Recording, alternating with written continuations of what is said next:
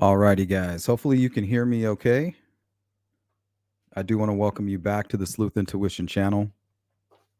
I am your host, Patrick Vallejos, and we are broadcasting to the world live from Phoenix, Arizona.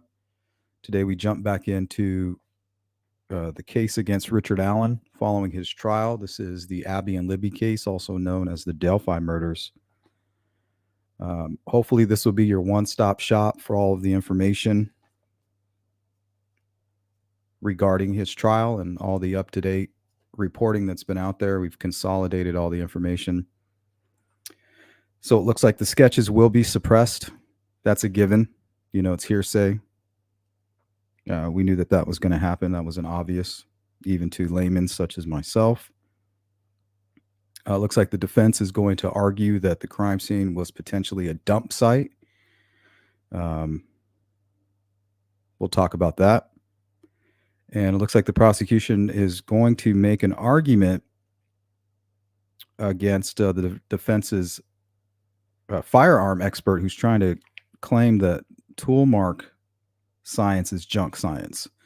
So it's going to be more of a firearm expert versus a tool mark expert, and they're going to get Tobin's testimony thrown out. And that makes, when they put it that way, it makes much more sense because Tobin has come out and said point blank that he is not a tool mark expert, that he is a firearm expert.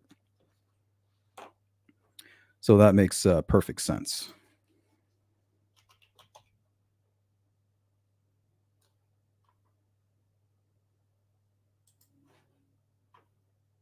So from what I see so far, not a whole lot of bombshell information. I believe they are taking a break right now.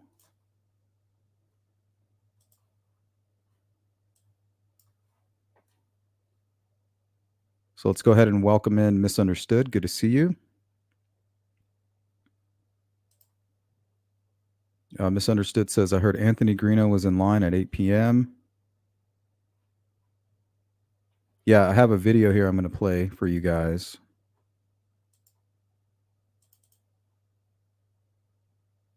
Looks like it's from Rafael Sanchez, and Anthony Greeno is sitting there with a blanket covering himself. Also, a lot of photos from Rafael Sanchez from the line outside the courthouse.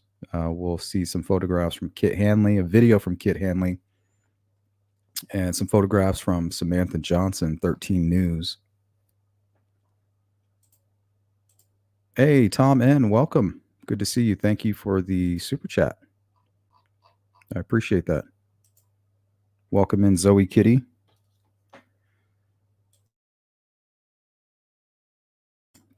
So sketches are out. That was a given. Defense is alluding that the crime scene was actually more of a dump site. And it looks like they're going to take Bob Motta's advice and they're going after the timeline, because I'm sure that is all going to be surrounded by the iPhone, I guess, turning on at about 4 a.m. So we'll talk about potential iPhone glitches and what may have caused that, and that it necessarily wasn't an actual physical person turning on the phone, right? So really, it appears that the defense has nothing. The firearm is going to be, it looks like the tool mark evidence will be a huge part of this trial, which it should be, in my opinion. What's up, Cheeks? And I think the real bombshell here is that the defense, they don't have anything. They have nothing. Absolutely nothing.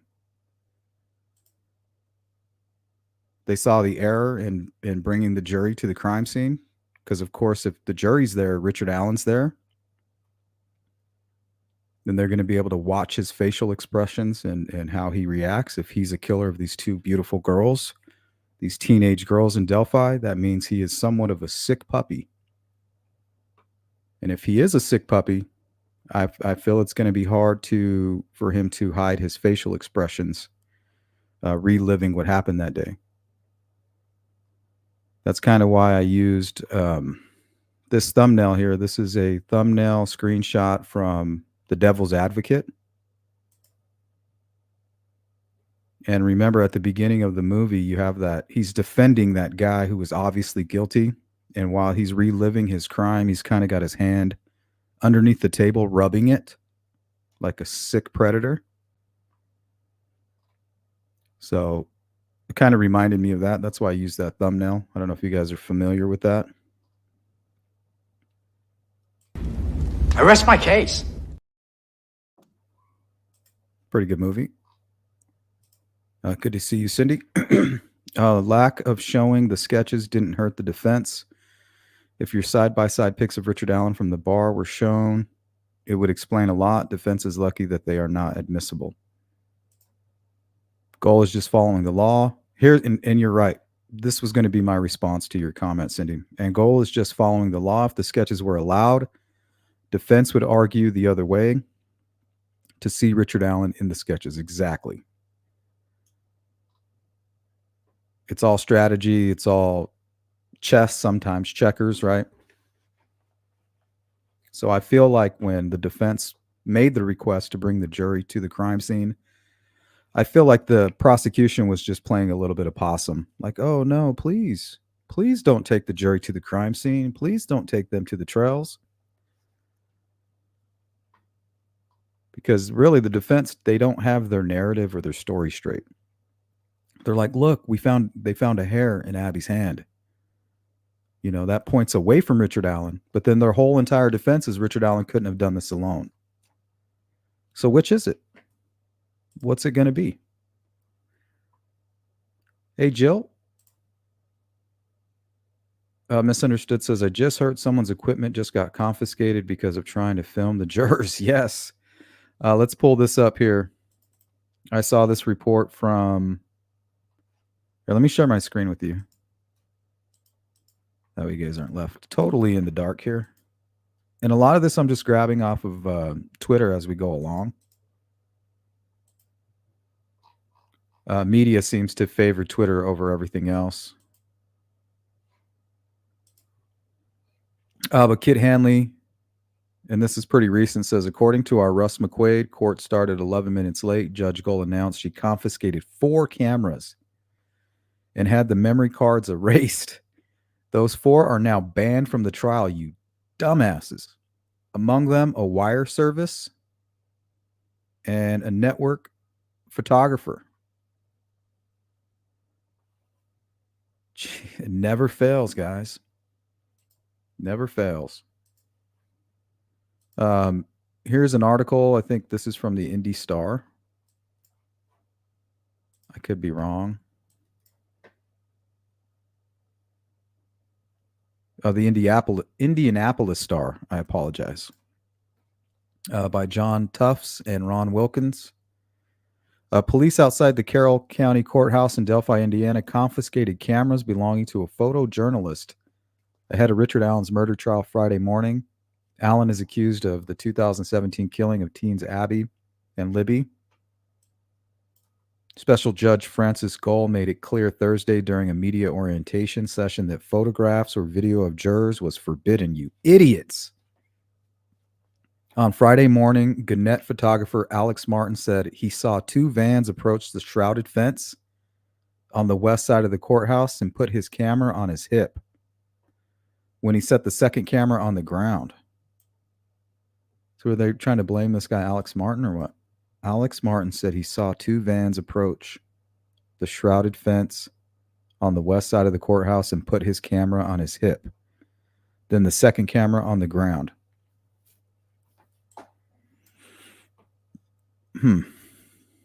After the jurors were unloaded, officers arrived and confiscated the cameras, Martin said. Yep. So it's this guy, Alex Martin.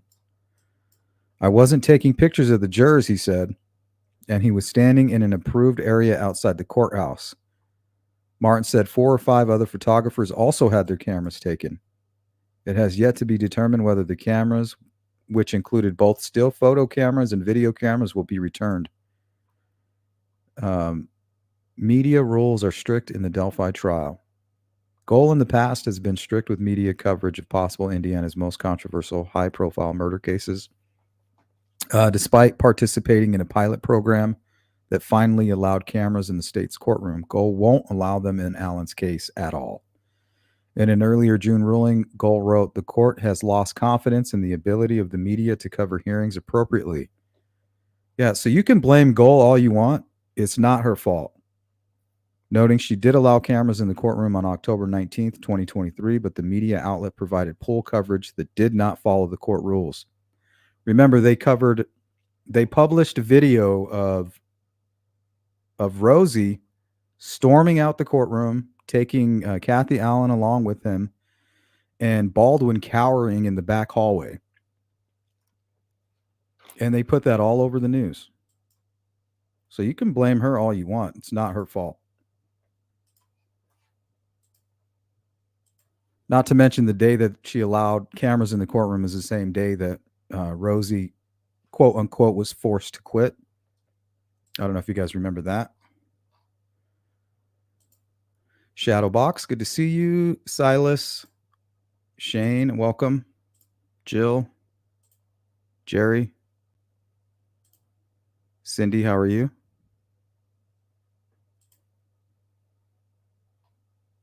Thank you. I appreciate the feedback, the input. Thank you, Shane. Kate B, welcome. Hiawatha, good afternoon, good morning, good evening. We are worldwide, guys. We got people watching from Australia, Europe, Africa. Good morning, Susan, Mustang, Yonder, Nixon. Beth, how are you? Oh, yeah. I mean, you had people that were camped out at 8:30 p.m. last night.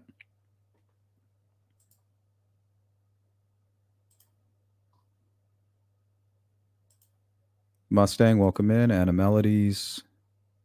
Delulu, what up? TJ.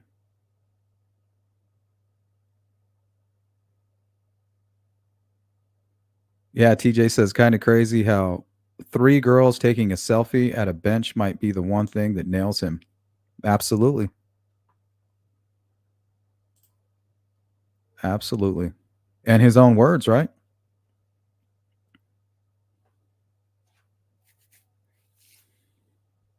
We have a disorganized killer we're dealing with here.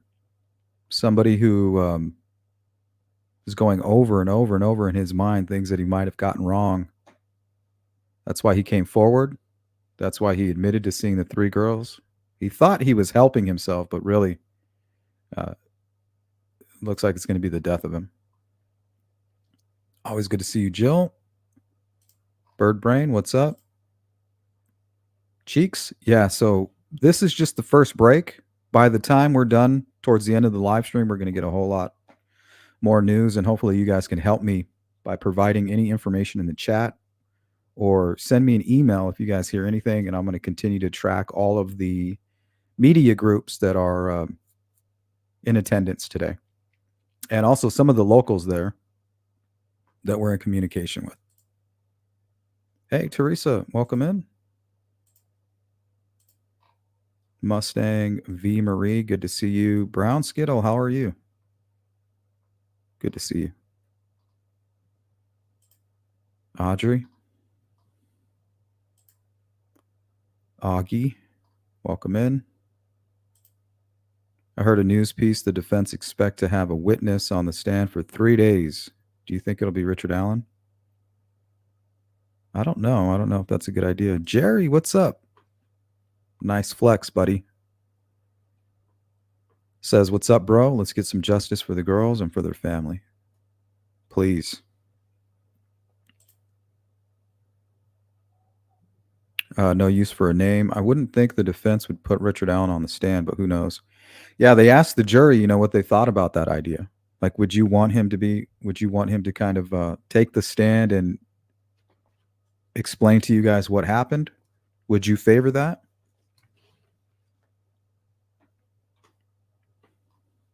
But from my understanding, that's always a bad decision. Yeah, I don't think it would be a good idea if they did, Shane. Patty, hey, none of your business. Says some YouTuber is going to ruin the whole trial.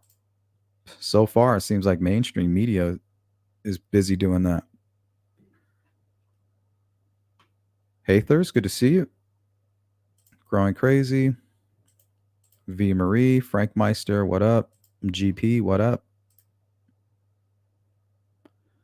I don't know. They want the scoop. They want the scoop. They want to get the story. They got advertising to sell. It's all about them clicks. Welcome in, Anna. Remember when Maxwell Smart had a phone in his shoe? I'd guess by now there are all kinds of stealth cameras no one can find.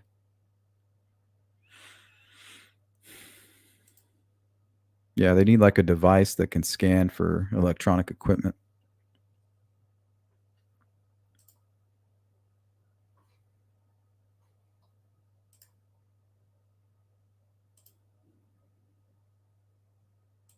What's up, AB? Yeah, I don't know if it's going to be Abby's hair. I don't think it's going to be anybody that's been tested, because they spent a lot of money doing genetic genealogy, and I'm sure that the reason the number was so high is they did it for Abby and Libby, Richard Allen, and then maybe a group of her friends or family members. And I'm pretty sure it's human hair, right? They're not going to lose the jury's trust in their mini opening statement. That wouldn't be wise. Good to see you, Charlie.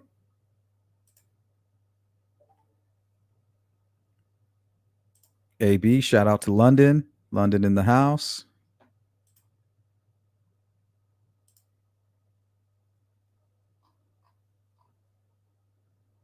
Unsilent Bob, like they're sleeping in line to get Aerosmith tickets. Yeah, it looked like Anthony Greeno was the first one in line, so that's probably who they're referring to. As a matter of fact, let's go to this coverage here.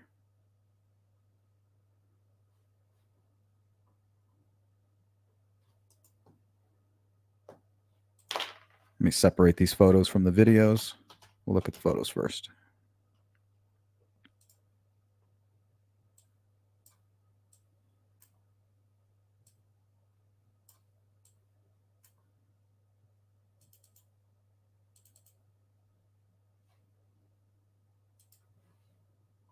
Okay, I believe Kit Hanley, she's a reporter for Fox 59.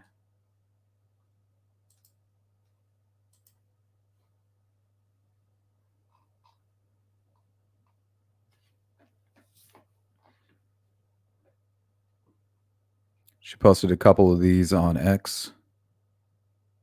Whoop.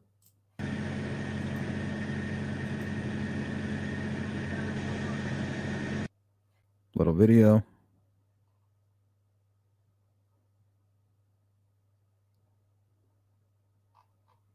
Yeah, so it looks like the new iPhone 6 is dropping, apparently.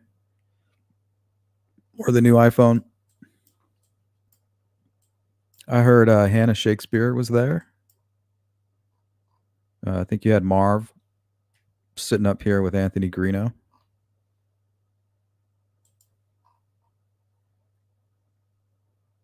Got a blanket here. Looks like Skid Row. Some of these are from Rafael Sanchez.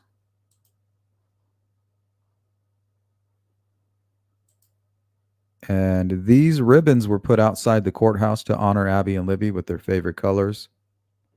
But it is a little disturbing knowing that Richard Allen is also wearing the purplish lavender color. So it is being reported that he's wearing, put the photo up for you. If not this very polo, something similar. I don't know. I guess they use it to make him look less threatening or something.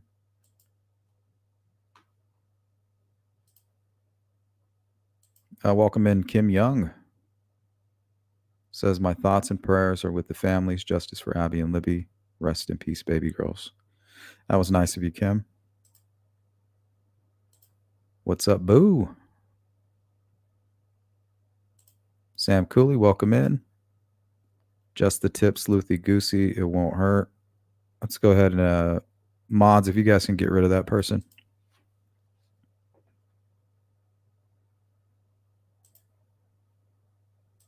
Actually, I'll beat you to it. Go ahead and ban them now. Fucking idiot.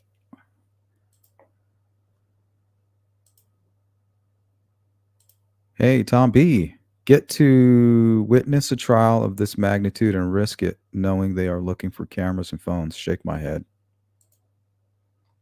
Yeah. I mean, you're just asking for it. You are asking for it. Silas says JLR posted nice wee video of Rosie getting a parking ticket outside the courtroom. Wow. Even the lawyers are getting a ticket. Hey, none of your business. Necessary Evil, welcome in. Annette.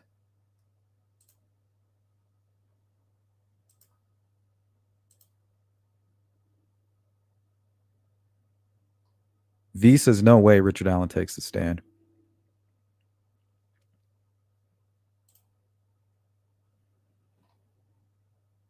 Yeah, typically they don't do that. Hey, CJK, what a mess. What a mess.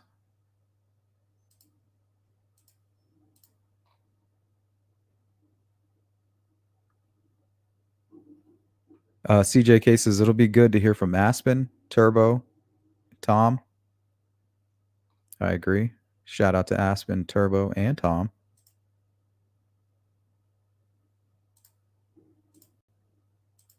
KMM. How you doing, Roy? Yes, let's pray. Pray for justice.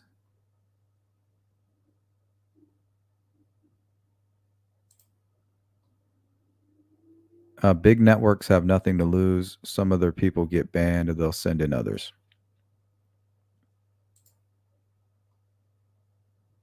CJK says the hair doesn't mean it's the killers. No, because one thing we've learned is that how can Abby be clutching hair and her sleeves at the same time?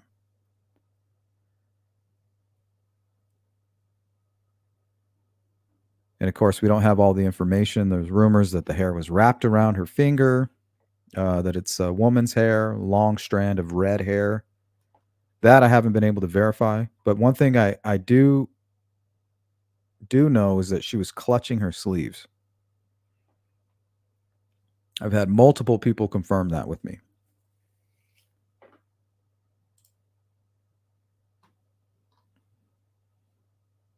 So is she clutching a hair or is she clutching her sleeve and a hair is attached to her sleeve? You know, the defense is going to be very misleading.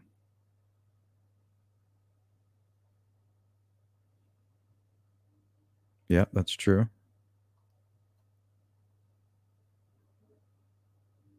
Merden's media reviews. In the Rex Heuermann's case, on the same day Allen's defense brought up the hair, they claimed they wanted to get the hair evidence thrown out.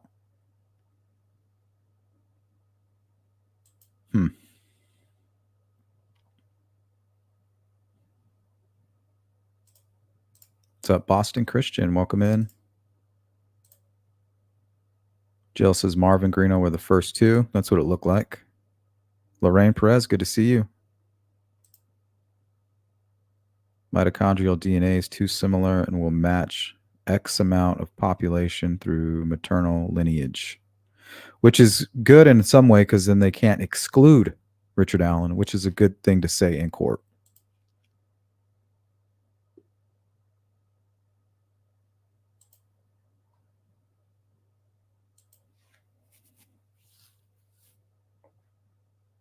Yep, such bullshit. Yeah, they can't go around blaming Goal. It's her job to maintain maintain the integrity of the process. You got people bringing in spy glasses and all kinds of shit, fighting outside. No, that did look like Snay Mustang, but he's not allowed on the premises, from what I understand. I don't know. Maybe that's just yeah. Pretty sure he's been banned. Thank you, Boo. Yeah, go hit the like button. Go share this on X, Facebook, YouTube. Let's get some more folks in here.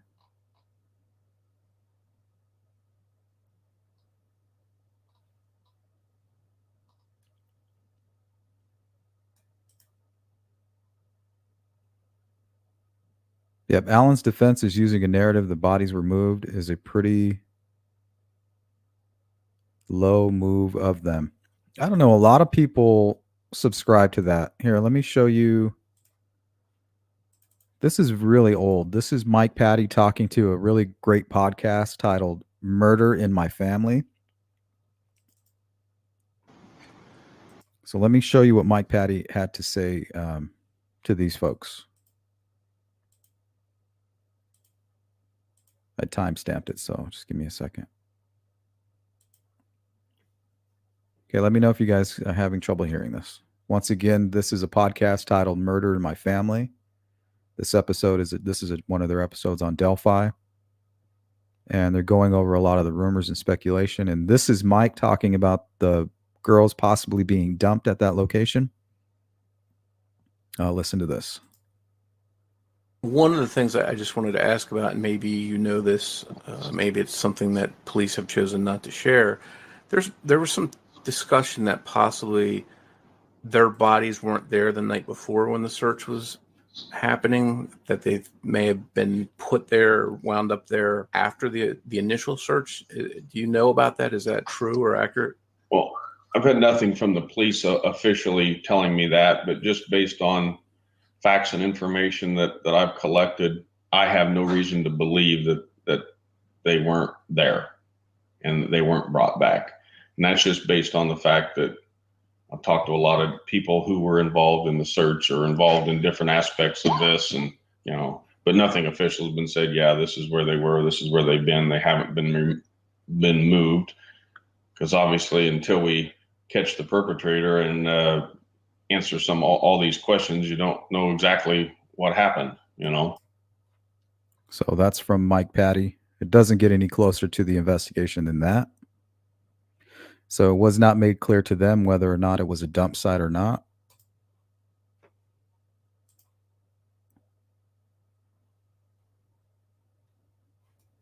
But the reason that they're going with that is because the iPhone apparently, due to new technology, they were able to determine that the phone powered back on at around 4 a.m.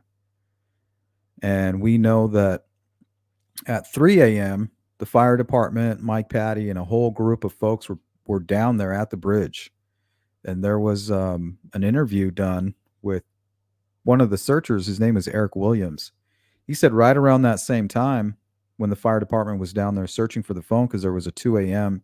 At about 2 a.m., information came in from I think AT&T, Verizon or AT&T. I'm not sure who the carrier was, but they stated, "Hey, we just found out that there was a ping near the south end of the bridge." So it doesn't mean that the ping happened at 2 a.m. It means that they received information that that was the latest ping. And that's right around the video, right? They're taking the video. So they went back out 3 a.m. and they were searching on the south end of underneath the bridge, looking for the phone. And then now, due to new technology, we hear that right around 4:30 a.m., the phone was activated, either on its own or somebody else. So with my interview with Bob Motta, he said, based on that information, if I was the defense team, I would be attacking the timeline. So that's some bombshell information today that's looks like that's what the defense is planning to do. They're planning to attack the timeline, and they're insinuating that the girls were brought back. And we know a lot of people reporting, YouTubers, they've been trying to push that narrative. So to me, I feel like they're grasping. If there's any bombshell, it's proving that the defense really does not have a case. The timeline is solid for Richard Allen being there. He has absolutely no alibi. And they're going to be able to present the tool mark evidence proving that Richard Allen's bullet was at the crime scene. And you have to think about those odds are astronomical, right? You have a guy who matches the description of the video, which they may or may not even be able to present. I think that might even be considered hearsay. We know that witness statements are hearsay. They need to be under oath and provide that statement or point at the gentleman, that they seen. They're not going to be able to do that. And they don't have to. They have a photograph that's time-stamped that they'll show, and they'll have Richard Allen's own statements, which they'll use against him to prove the timeline. And then the bullet is just there to lock it all in together. So that's going to be it for him. He has no alibi. Everything is hearsay. They're misleading with information about the hair. Now they've withdrawn their request to have the juror visit the crime scene, which was not a very good idea anyway. Because if you walk that trail, if you were to walk from the CPS building to the Monon High Bridge, down to the crime scene, and then up through to the cemetery, you're going to see how easy it would be for Richard Allen, this person who has spent time in the military, who we have him on video just 2 months prior to the murders, flopping around like a fish, having the most stressful year of his entire life, which was the end of 2016. They're going to be able to prove that. And the bullet is going to be the nail in the coffin. And this is just my opinion.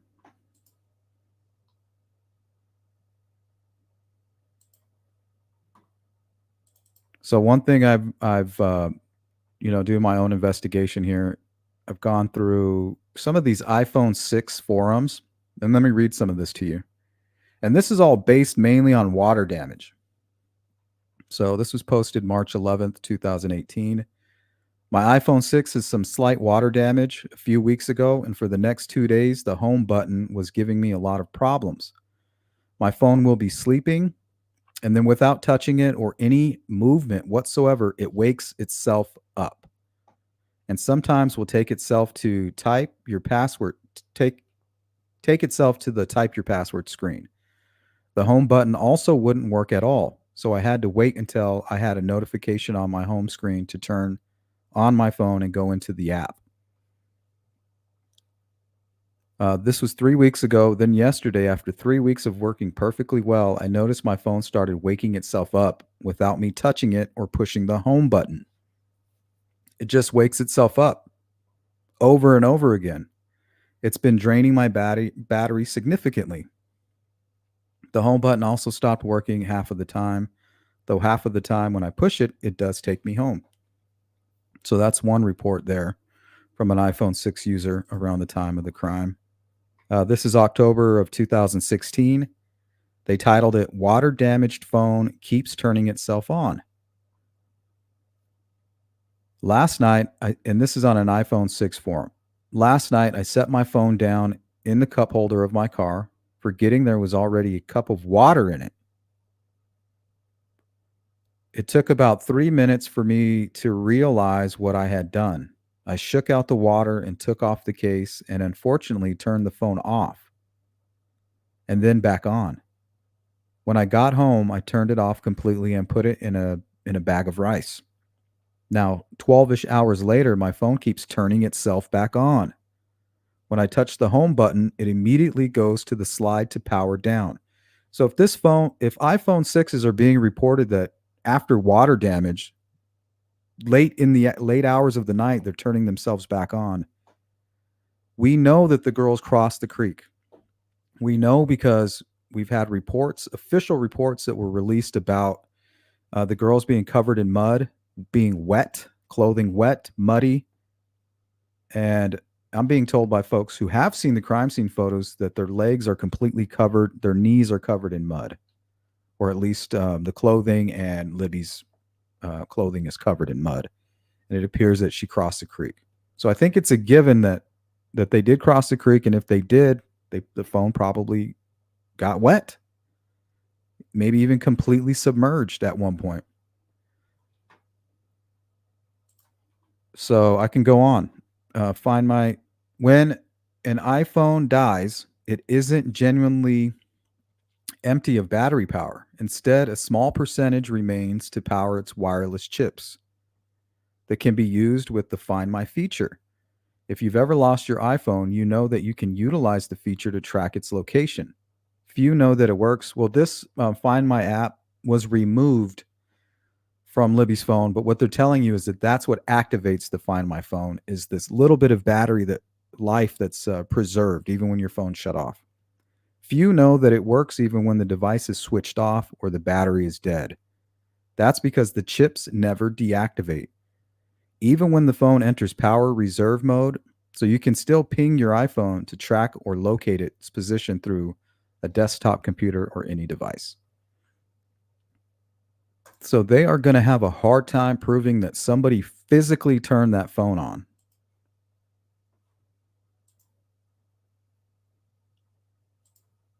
And that's the whole basis of talking about a potential dump site. And that's their big attack on the crime scene. It's just not going to go well for them.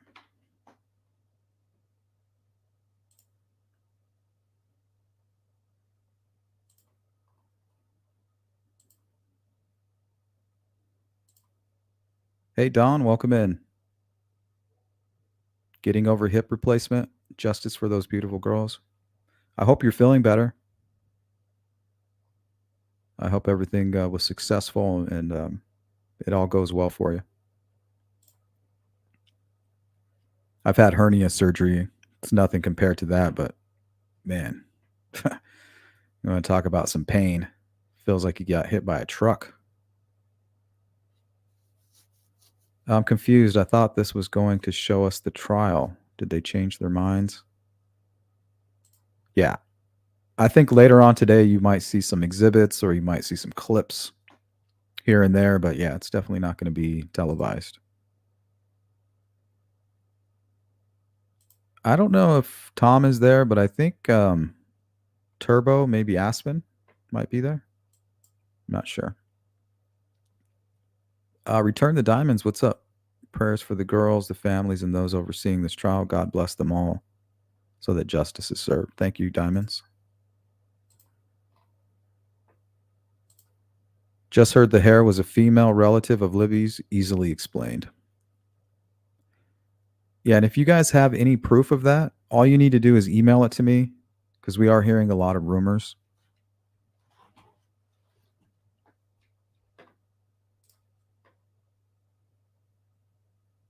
Tom Webster was suited and booted, looked very professional. Don't doubt that. Hather says justice for Abby and Libby. Thank you.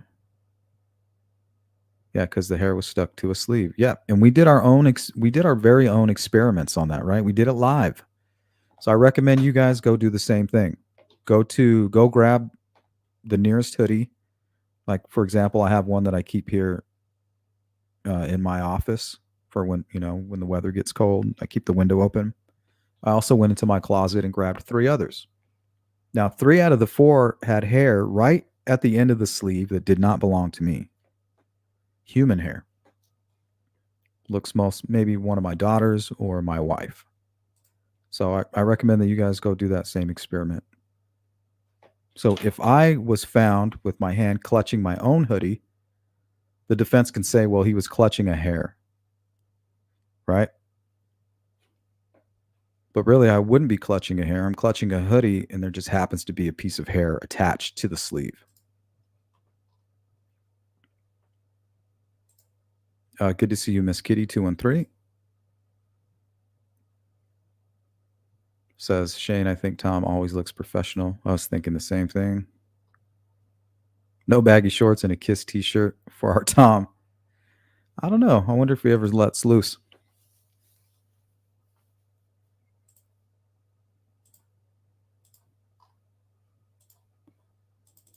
Okay, here's a couple videos.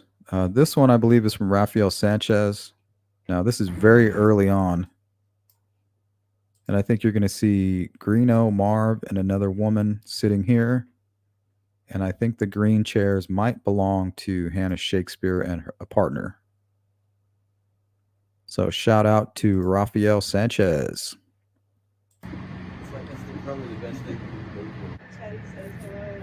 Yeah, Bob did take her on the spot. Actually, she saved on the spot in Fort Wayne. Oh, So, wonderful. yeah. Everybody's saying hi to you. Hey everybody, how you doing? What time does it start? I think 9 o'clock. It's getting cold here. Hi Kate. Hey Queen. Taking footage. Shakespeare. Oh, Hannah Shakespeare was here taking footage, and then they said they'll be back in a few hours. So there you go. That's the front of the line right there. A couple chairs set up, saved. Here's Another report from Fox 59. Kit Hanley. We'll watch this real quick. Time after 7.5 years of waiting, Abby Williams and Libby German will finally have their day in court. The two teens were tragically murdered in Delphi back in 2017, a case that we've been following ever since that day. Richard Allen was arrested 2 years ago in connection with the murders and has been in custody ever since. Our Fox 59's Kit Hanley live right now outside of the Carroll County Courthouse, walking us through what is happening actually outside of the courtroom right now and what we're expecting today. Kit, good morning. Yeah, hey guys, good morning. We are just an hour out from the doors opening here at the courthouse in Carroll County and 2 hours out from the start of opening statements. But I want to show you what's been going on behind me here all morning long. You can see this line. It is long. All of these people here waiting and hoping to get a spot inside the courtroom. Now we know there are only 30 seats available to the public and there are more than 30 people waiting in line, but we're told that if they can't get in for the morning session, they may be able to get in for the afternoon session. I also want to tell you that our team has been here all night long and 3 people in this line have been here since 8:30 p.m. This is a big deal to the Delphi community. This is a big deal to the 2 families. Now, here's what you need to know about today. Opening statements in the case against Richard Allen will be presented to the court. Allen is charged with 4 counts of murder in connection with the February 2017 deaths of both Abby Williams and Libby German. The 2 were found near the Monon High Bridge, where they went for a walk on a day off from school. Now, yesterday, the jury was sworn in, consisting of 8 women and 4 men, plus another 4 alternates. Welcome in, Mike. All 16 are staying at a hotel just down the road in Lafayette. They will be sequestered for the entire month-long trial with supervised access to their phones and families. Gull also heard from both the prosecution and defense on some outstanding matters facing the court prior to today. The defense withdrew its motion to allow the jurors to visit the crime scene. On the other hand, Judge Fran Gull took under advisement the prosecution's request to have the 2 original sketches excluded from the trial. Now, Gull will also allow guards and inmates to testify about Allen's behavior and comments made in prison. Now, once again, opening statements are set for 9 a.m. this morning with the courthouse doors opening here at 8 a.m. But I want to show you guys something really important here before we go. We're going to zoom in over here to these multicolored ribbons, blue and purple. Now, we're told these are both Abby and Libby's favorite colors. And this just serves as a very special reminder, very important reminder as to why we're all here today and for the next month. And it is to find some closure and to find some justice for these 2 young, beautiful lives that were taken far too soon. For now, reporting live in Delphi, Kit. So Kit Hanley, shout out to Kit Hanley, Fox 59, doing some great reporting. Delulu, that is hilarious. 2 weeks. 2 weeks. Another great movie.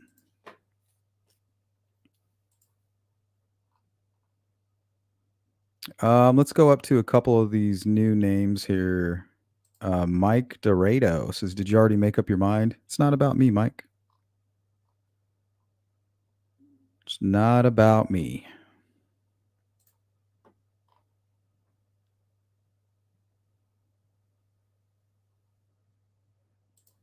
No effects. What's up? Welcome in. Good to see you. Says it came out in opening statements. It was a female. Brown Skittle, if you can please share that information with me. I'll put it up on the screen. If you can show me the source of that info, I'll put it up here. Darlene, how you doing? Thank you.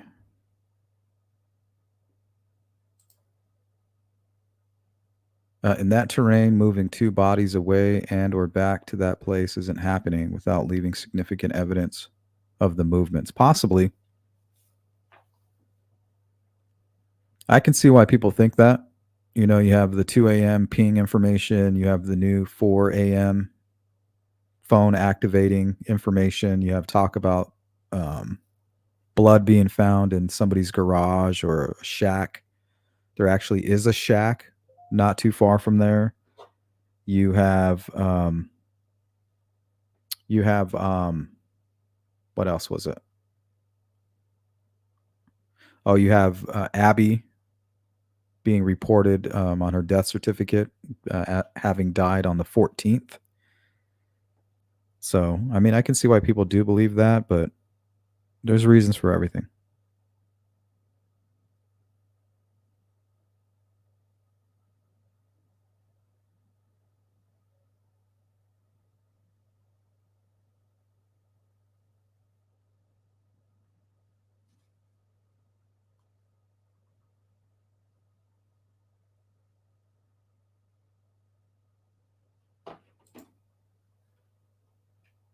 At least one body was removed but not dumped. Yeah, me too, Miss Kitty. It'll all come to the light. Right, if you guys want to become a member, there you go. Hit that link.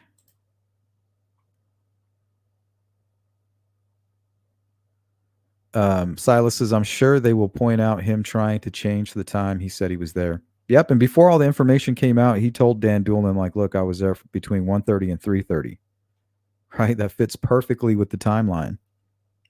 And the reason he said that is because he knows that people saw him there. And it would be better if you came forward than law enforcement coming and finding you and being like, hey, man, we know you were there. Right? That's what a disorganized killer would do. They're going to obsess over it. Okay, let's run through this in my mind. Okay, what happened? All right, those 3 girls, they may know me. They may have recognized me. Okay. And then I was also seen walking on, the road 300. So I'm going to admit to that. That was at about 3:30. So yeah, I was there from 1:30 to 3, but I didn't see the girls. It's just little old me doing my part, trying to help with the investigation, not knowing that there was a video. So if it wasn't for that video, which I don't think they're going to use in court, but without that video, the investigation wouldn't have been able to tie Richard Allen with those 3 young witnesses that he admitted to seeing. So if he admits to seeing them and they say the guy we saw was the bridge guy, well, he basically snitched on himself. So they're going to say, well, he's already admitted to being the guy that the girls seen. The girls say the man they saw was the guy on the bridge. And now we found the bullet that we can tie directly to Richard Allen, which puts him at the crime scene. So, I mean, it's pretty rock solid, if you ask me. But what they have to do is prove that, right? They have to convince a jury of that.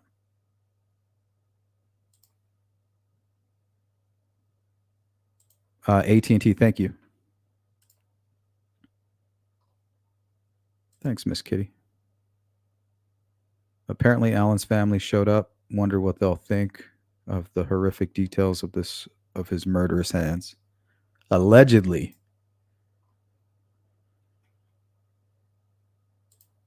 Lacey says, just came in to say, stopped by yesterday and one of your mods hid me for 24 hours for quoting a local newspaper. Well, just be glad you didn't get blocked. Welcome back.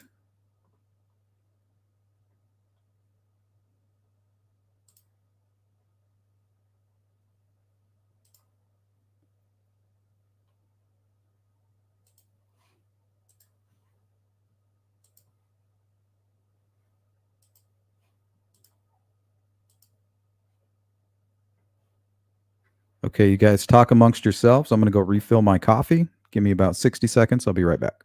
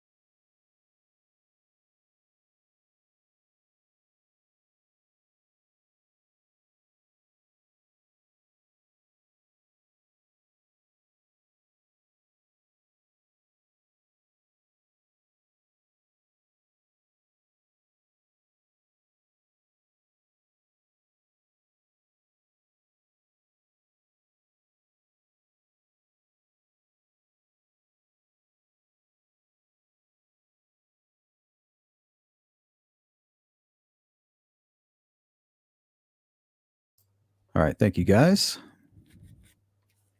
Daisy says, Richard wore his purple shirt, Sleuth. I think you have a pic of him in that shirt. Yeah, we've already showed it. I can put it back up on the screen. kind of sucks because I know lavender really isn't purple, but that's Libby's favorite color too. So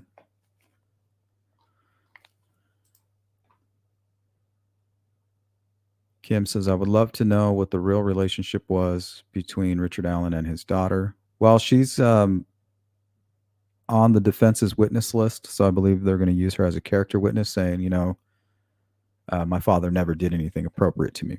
And I said that from the beginning. That didn't seem to fit into my amateur profile of who Richard Allen or this killer was. And I always use Israel Keys as an example of somebody who can be a sadistic monster and also not have a history of hurting his he had a daughter as well. And that brings you to what is known as duality. Sometimes somebody that considers themselves the epitome of evil, they see themselves able to live vicariously through their children, and they deem them, that's good. My child is the essence of what is good, what is godly, while I am basically evil and the epitome of the devil. It's a duality.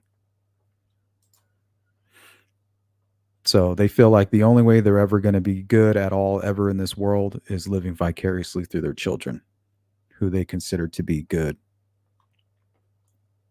So they would never think about hurting them.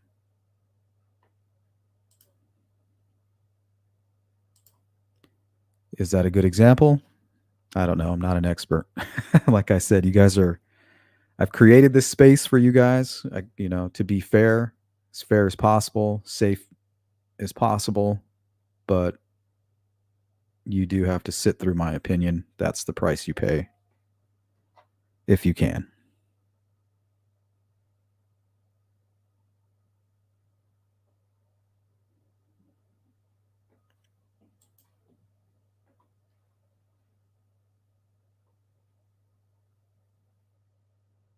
Yeah, she sent me an email.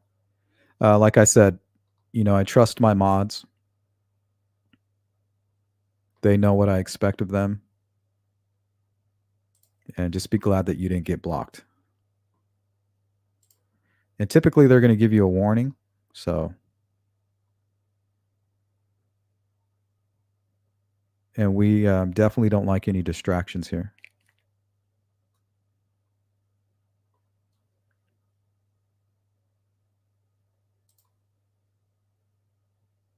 Hey, what's up, Louise? Good to see you. Yeah, just give it a rest, Lacey. It's in the past.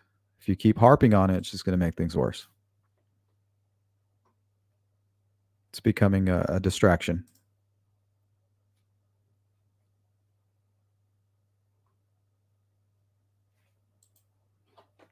Okay, let me take a look at that email. Thank you for that, Brown Skittle. Just realized he doesn't directly say it was said in the opening statement, but the video heading does. Okay. What's going on, Boston? Hey, Randy, how you doing? So if you guys have any new information, go ahead and post it. I'm going to start tracking if there's anything new now, and then we'll just kind of spend the rest of the time in the chat.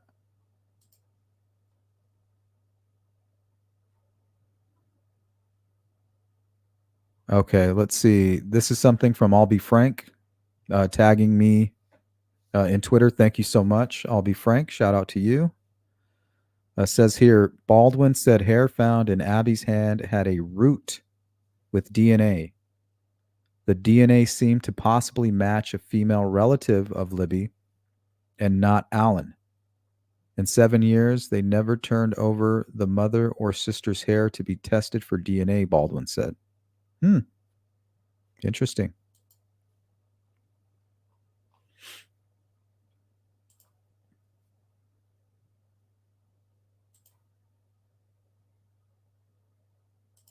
Daisy said phone dries out and it turns on. Yep. I mean, you guys can go to the forums yourself. That's one thing that is common with the iPhone 6 specifically. Right. I think the phone got wet and then over time it just dried out in the cold night air. Then makes more sense to me. Yeah, unless they can prove otherwise, I'm not an expert. I'm just showing you guys what I found. Not claiming one way or the other. KMM, what video of him flopping around like a fish? That's interesting. Oh, you haven't seen that video? Oh, Lord. See if I have it handy.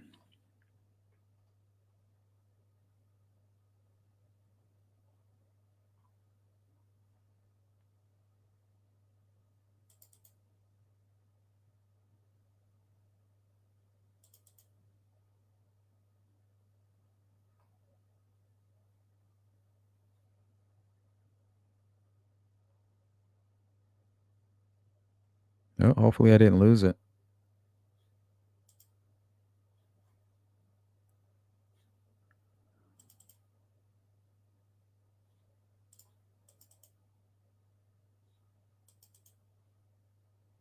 Oh, here it is.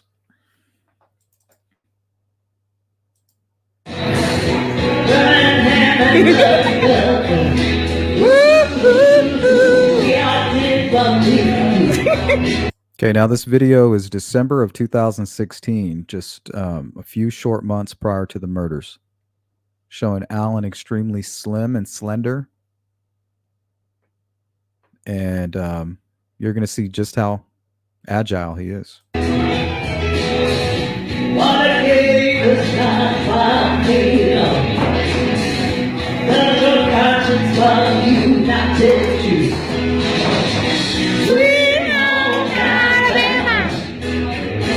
Dance, baby.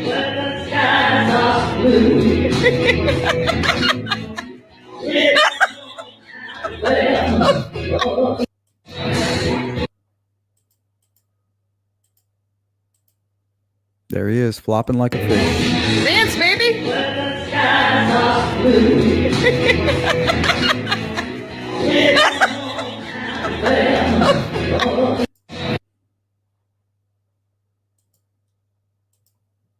Take that as you will.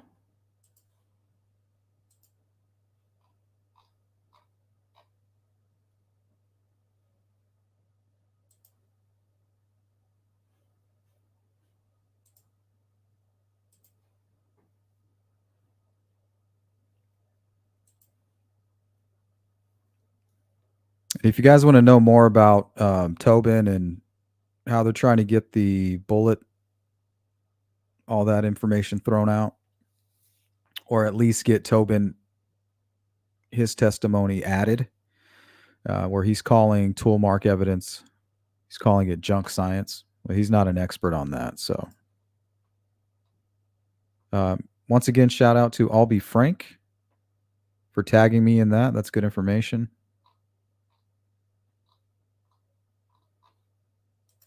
See if there's anything else breaking.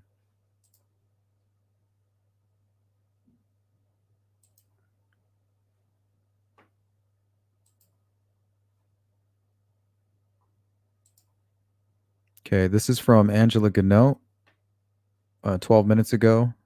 She says opening statements in the Delphi murders case against suspect Richard Allen are finished. The jury has already heard from their first witness, Libby German's relatives. The prosecution began their open statements by laying out its case, saying Richard Allen is Bridge Guy. They say he is the man Libby captured on her phone of a man on the bridge. Prosecution also stated Allen matches the description of a man seen on the Monon High Bridge minutes before the girls were abducted, that he confessed to details only the killer would know, and they talked about the bullet found at the crime scene. They said it matches Allen's gun. The defense's opening statements focused on inconsistent witness descriptions, their client's mental health, and added bullet testing is inconclusive. They added the girls were likely abducted on Monday afternoon, driven away from the bridge, and killed somewhere else. The defense told the jurors they believe Abby and Libby's bodies were then placed near the bank of Deer Creek early Tuesday morning. Allen's attorney said law enforcement cannot explain the hair found intertwined on Abby's hand that doesn't match Richard Allen. The defense asked jurors to consider there is no DNA linking Allen to the murders. So it says here, the hair found intertwined So what does that mean? Does that mean wrapped around her fingers? Intertwined on Abby's hands? Maybe you guys can help me with that. The judge ruled the suspect sketches will not be admissible in court, so the jurors will not be able to use those in considering Allen's guilt. 4 journalists already banned from the trial, accused of taking video of the juror's van. Jeez, God, that's annoying.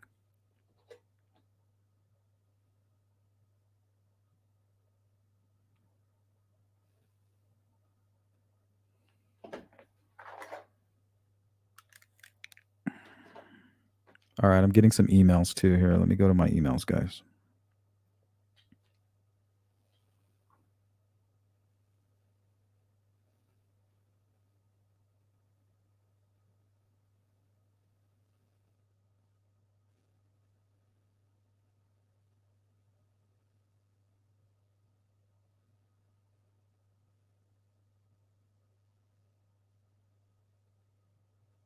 Okay. Yeah, we read that article.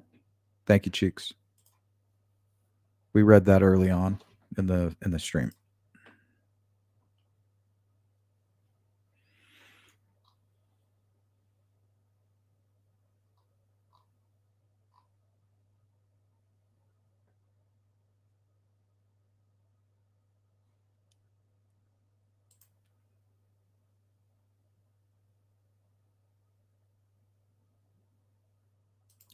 B. Ritney. I don't know if you already spoke about it, but Facebook page just said the hair of Abby was holding did belong to a female. The defense is trying to say that it belonged to possibly a family member.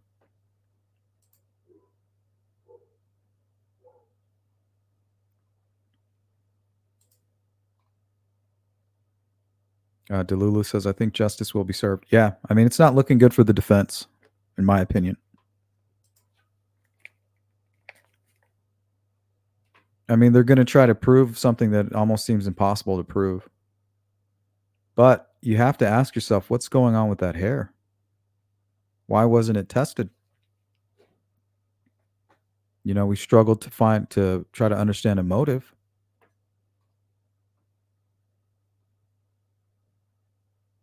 And if that hair was wrapped around Libby's finger, I mean, that's solid evidence right there. So I don't know what they mean by intertwined. To me, it makes me think, yeah, that's wrapped around, like intertwined through her fingers. I just wish they would be specific about that kind of stuff. So hopefully they still have that hair. Hopefully they're able to test it.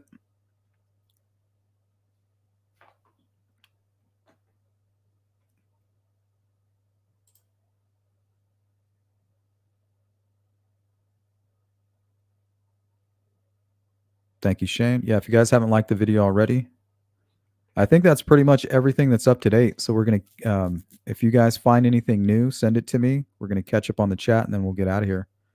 That's all the new information right there. So the jury will not be visiting the crime scene. Sketches will not be allowed.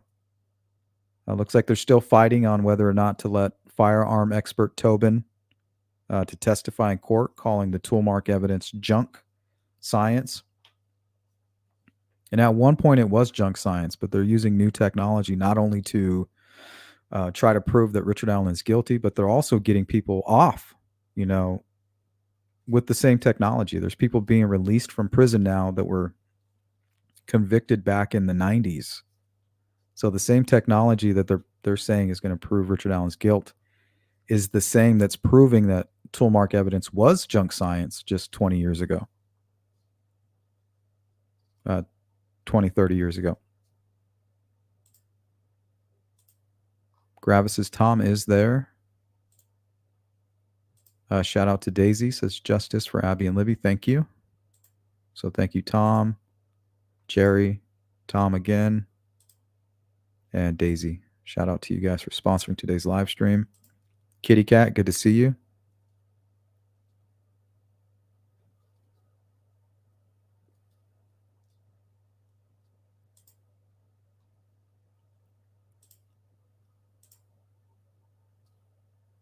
There had to be a technical explanation for the phone. Nothing else made sense, like people going back to the crime scene. I don't know. Disorganized killers do that kind of shit. They obsess, about evidence that they may have left at the crime scene. So the thing is, it still doesn't exclude Richard Allen. He lives right up the street. Who's to say he's not going to go back to the crime scene?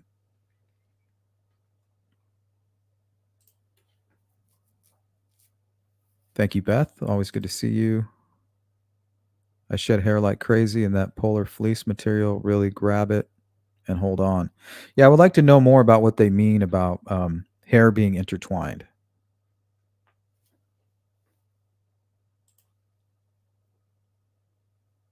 Because if it's going in, it's kind of wrapped around a finger or going through her fingers. To me, I think that's very meaningful. That means that person could have been there with Richard Allen and could maybe give some insight to what the motivation might be.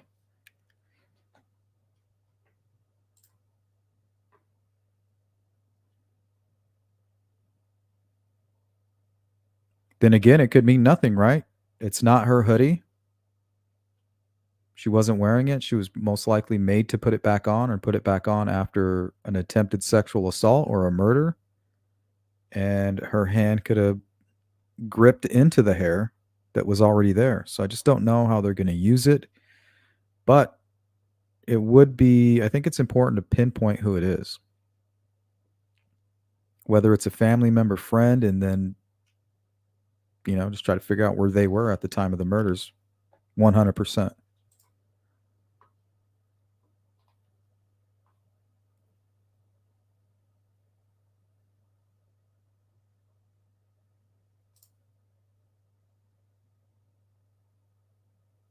No, this one, there were some discussion on Facebook about how Libby stole one of Kelsey's jacket, but that one was like gray and green. I believe this hoodie was actually Libby's from her swim team. Miss Doglover, welcome in. Yeah, we're almost finished up here.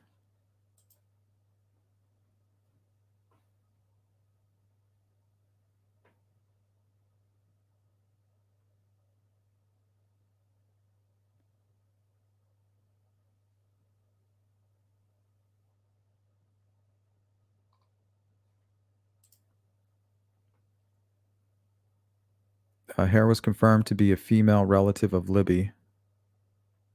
So that would make sense, right? That it would be inside her hoodie. And if Abby is going to be forced to put on the hoodie or putting on the hoodie herself before she was killed, it could have been gripped into her hand while putting her hand through the sleeve.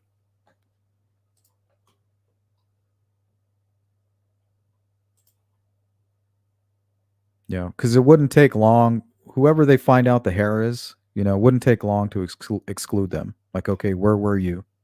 Between 1:30 and 3:30. Well, I was here. I was there. So I couldn't possibly had something to do with it. Then that would be the end of that.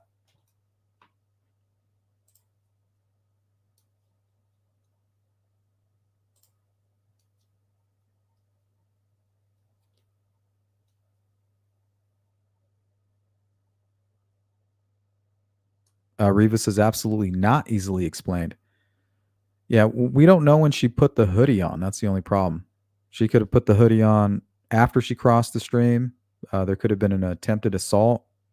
Libby could have been murdered, and then the killer could have been deciding whether or not he's going to do the same thing to the second girl.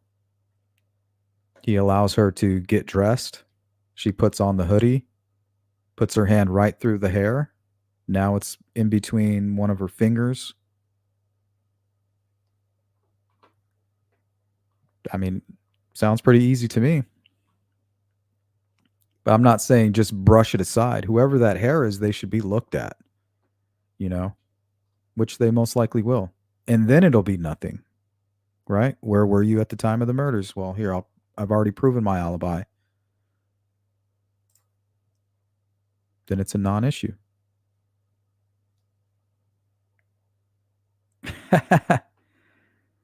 And it would make sense if it was, if it belonged to Libby's family member. That's her hoodie. Once again, guys, we did the hoodie experiment. Go do it yourself. Go grab 3 of your hoodies, pull them inside out, look at the bottom of the sleeve. You're most likely going to find a hair that doesn't even belong to you. And even if it does belong to you, if you were to loan out your hoodie, that's the hair that would potentially be evidence at a crime scene. God forbid.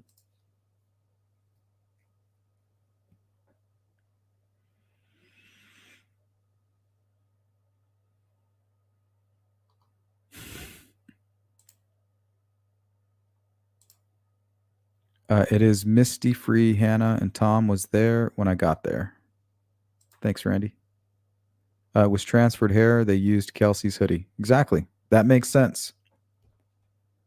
So if Abby has a hair in her hand, remember she's clutching the sleeve of the hoodie, and that hair belongs to Libby's family member. That is Libby's hoodie. And all they have to do is ID the person, find out what their alibi is, and it is a non-issue. It is nothing.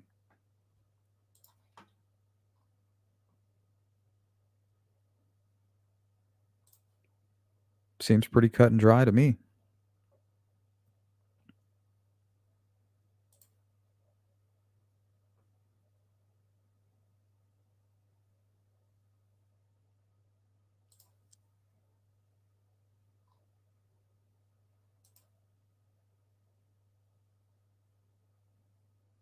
Linda, good to see you.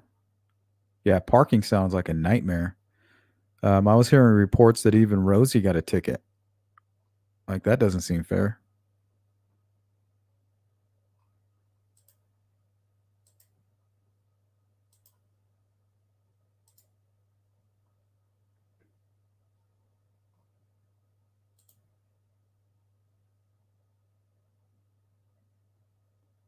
Okay, so the experiment I did with my hoodies, I found what is most likely my wife's hair, but it could be my daughter, one of my daughters as well.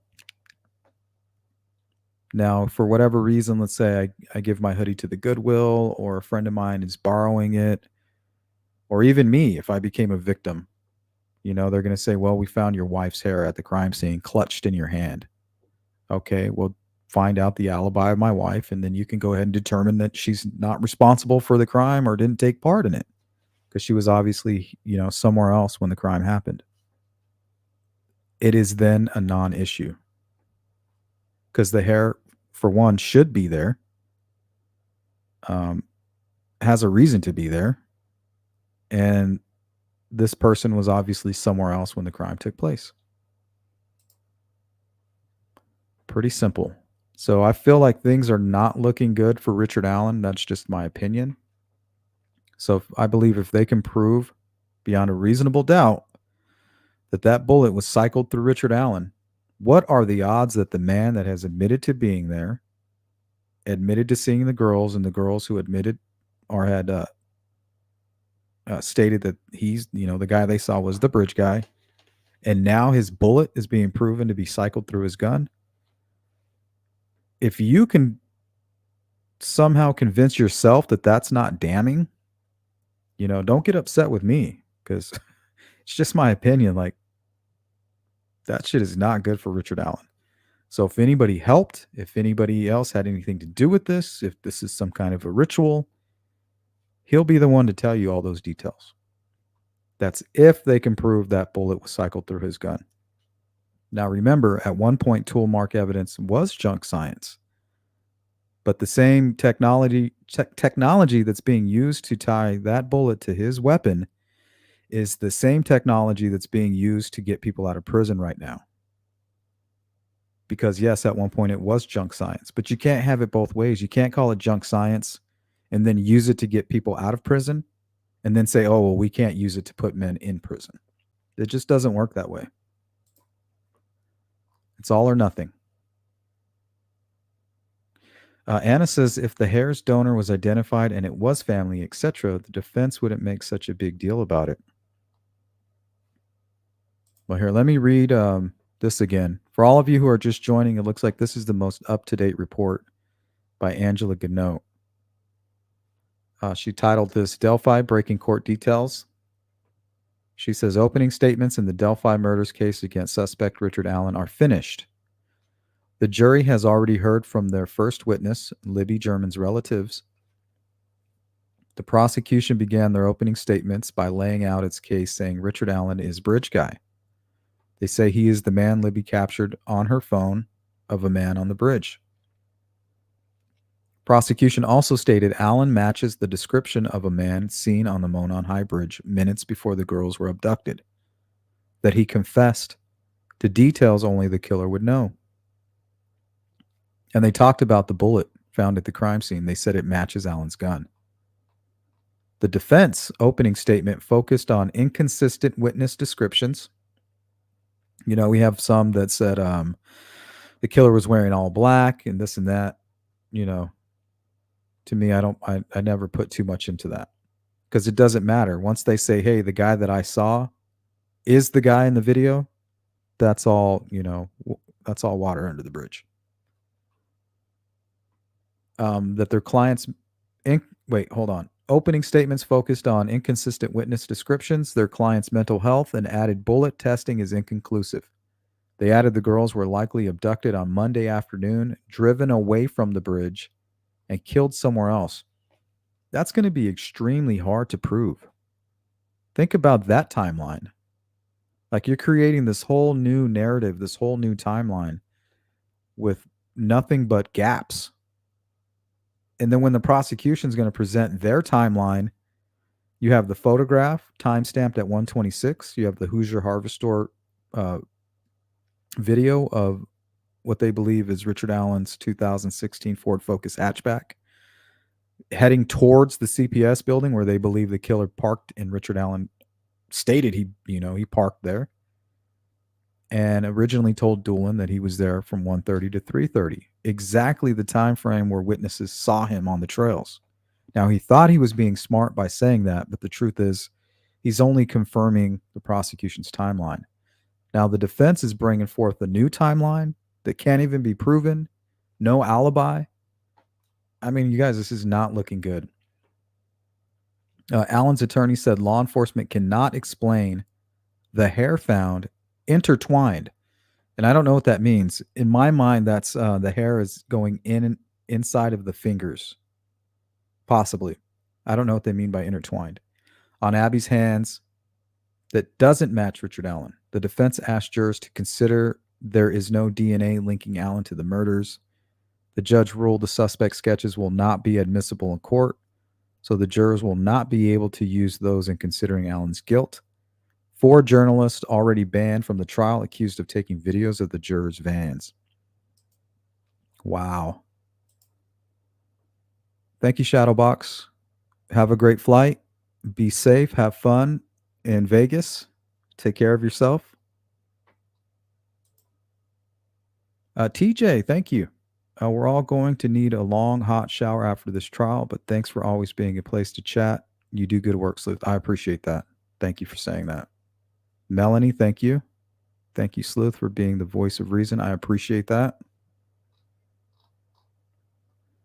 All right, guys, if there's anything else you want to add, we're going to catch up on chat, and then we're going to get on out of here.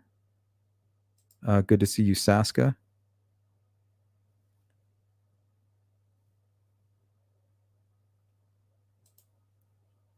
Says just back and catching up. Hope there are no more shenanigans. The press need to set a better example. Yeah, I agree. But they're highly motivated to get that scoop. You know what I mean? But according to one of the folks who had their camera taken, he says, you know, he did his best. He saw the vans pull up. He was in a designated spot for the media and put his camera down. Took his camera, held it down near his waist, and then put his secondary camera on the ground. And he said it was still confiscated.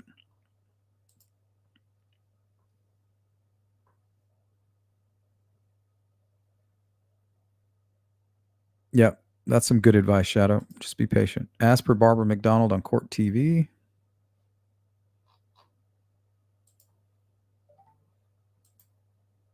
So I'm seeing that is the most up-to-date information. If you guys have anything, feel free to shoot it over to my email or tag me on X. So I appreciate those of you who have done that already. We're just here to consolidate all of the information and put it into one spot for you guys. Keep you up to date. Welcome in, Last Great Super Wolf. Thanks for keeping us informed, Sleuth Intuition. You got it. Thanks for hanging out. War Kittens, how you doing? Stephen Elliott. It's my understanding that an audio recording will be made to preserve the record for appeal. It will not be available to the public. I'll try to confirm that if I can. Yeah, it's my understanding that there's going to be some video and some audio and photographs that will be made public. So if that's the case, I think we'll see our first batch of that later on today in some of the broadcasting. But like Stephen Elliott said, I'm not sure. So I appreciate that. If you guys have anything you want me to share, we're going to cover this at about the same time every day. So if you have anything you think is relevant, let me know. Sorry, Ruckus. I'm sure Ruckus don't care.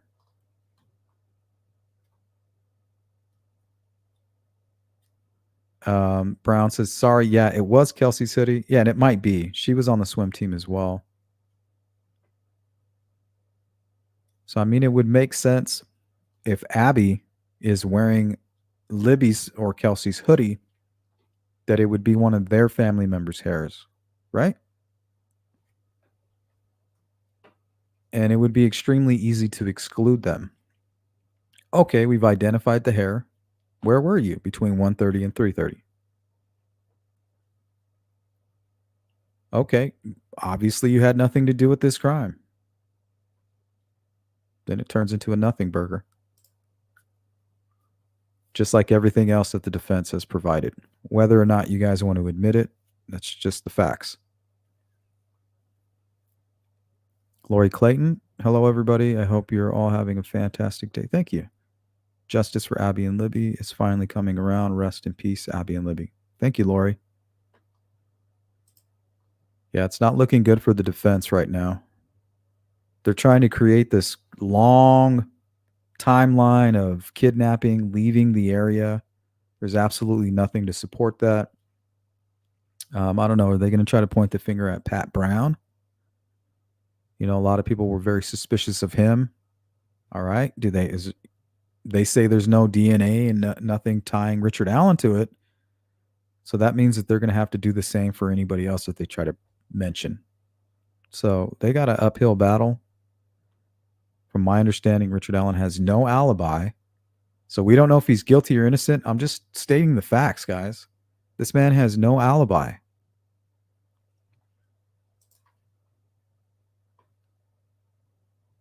And once again, if anybody took the girls from that area and brought them back, that still doesn't exclude Richard Allen from being the kidnapper.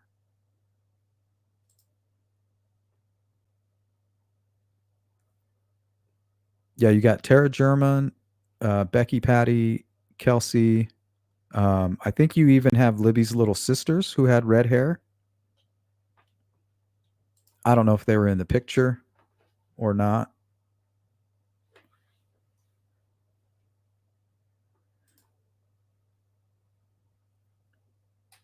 Anna says, gosh, if the defense makes a big deal about the hair from family, they are desperate. I'd expect to be an unknown male hair at the minimum. Exactly.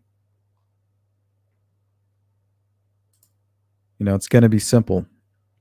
If they still have the hair, find out who it belongs to, get their alibi, and now it's nothing. Mike Dorado, you're commenting about the defense case and how it's going to fail. I'm sorry. I was just asking. It seems like maybe you already have a position. No, for me, it's all about the bullet. It's about, and I'll lay it out. I don't know if Richard Allen's guilty or innocent. What I'm saying is that the timeline, ask yourself this question. Richard Allen admitted to being there at 1:30 to 3:30. Okay, I'm not making that up. So are you ignoring that? Right? That's the time frame of the murders. You have 3 witnesses who have photographic evidence that is timestamped at 1:26. They have the Hoosier Harvest Store video that they believe has Richard Allen's black hatchback driving by at that exact moment.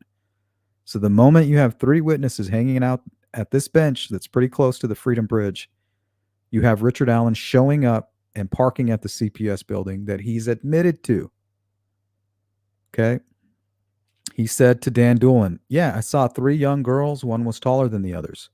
That's the description of the girls that were there taking these photographs, who say, "Yes, we saw a man. The man we saw was the bridge guy." Okay. These are all facts, right? I'm not making this up. Are you ignoring that? Now, the prosecution says not only that, we're able to tie this man who fits the description of the video to the crime scene, and we're going to prove it to you. That's all I'm saying, Mike. Are you ignoring any of that?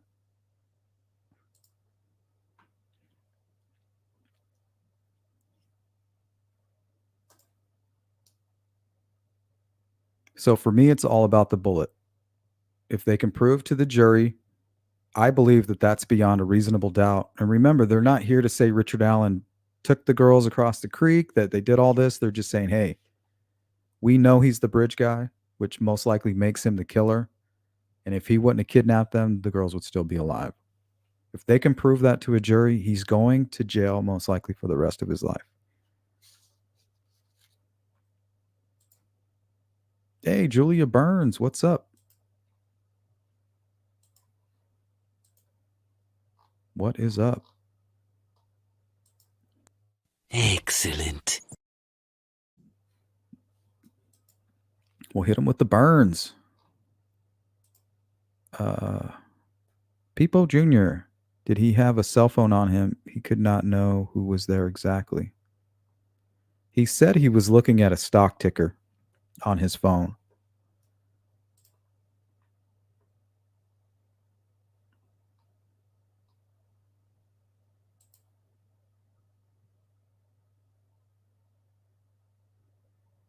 Give it a rest, Lacey.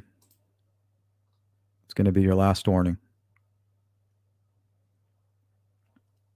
If you have something to say, you're more than welcome to say it. At this point, it's becoming a distraction, and it's a little annoying. Cheek says, I was told it's Tara's, but either way, it's irrelevant. And the hair means nothing. Touch evidence is extremely common. Even if you look at your own clothes, you're probably covered in hair.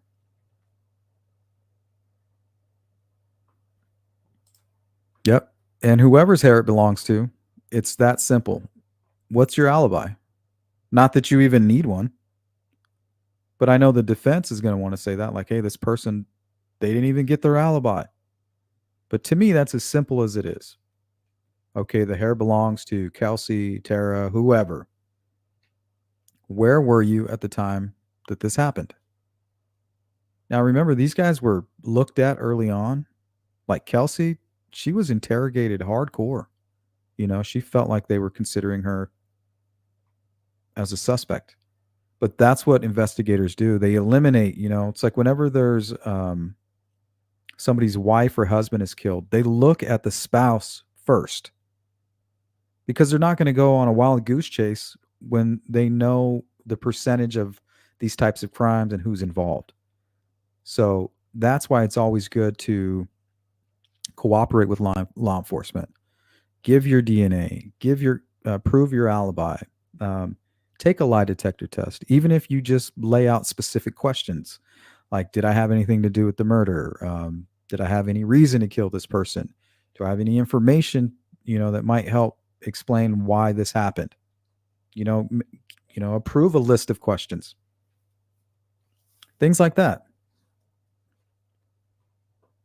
But the reason that they look at family members first is because usually they had something to do with not crimes like this that are out in the public, but let's say like a husband is found killed inside his home. You know, the first thing they're going to say is, did the wife have anything to do with it? Was it the kids? Was it the neighbor? Was it, the brother-in-law that was supposed to visit around the time? They eliminate those people. So to me, it's really not that meaningful. Now, if it was a clump of hair, like it appeared to be ripped, out during a struggle, that'd be huge. But that's not what we're hearing. We're hearing about a single strand of hair intertwined in Abby's hand. Remember, she was clutching the hoodie that didn't belong to her.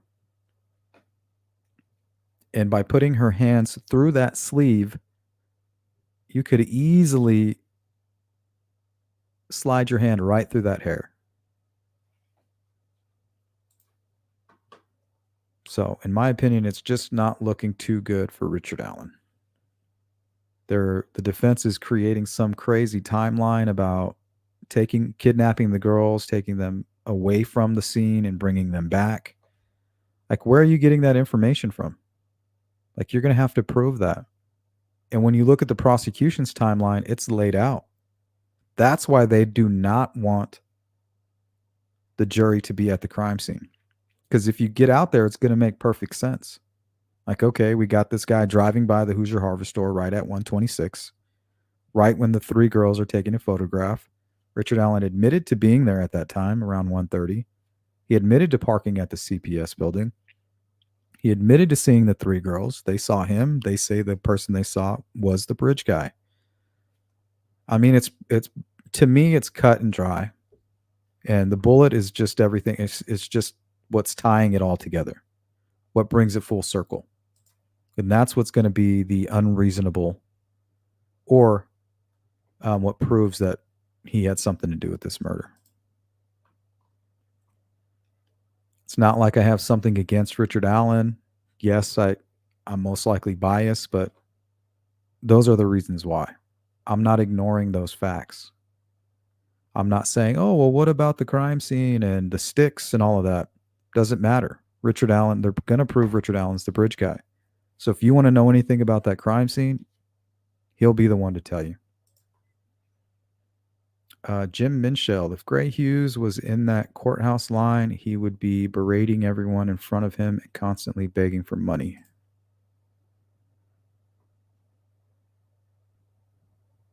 Mustang Sense transference. Absolutely. I still feel like we need more info on it, so we're going to continue to try to be patient.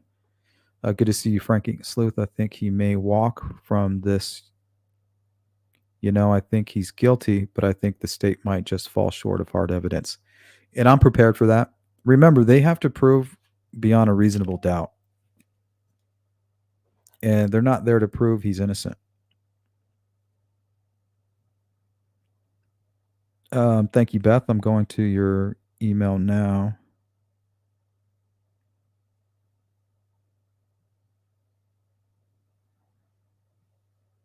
Yeah, if she wants to call in. Just have her, Beth, send me an email, and I'll shoot her a link, and we can finish with that.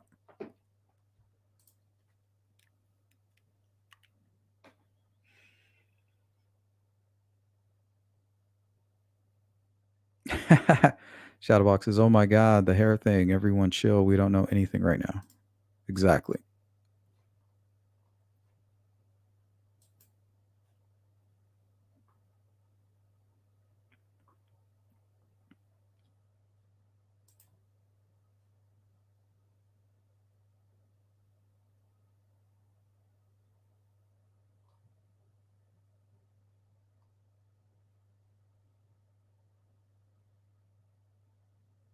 Here, there's something from Court TV.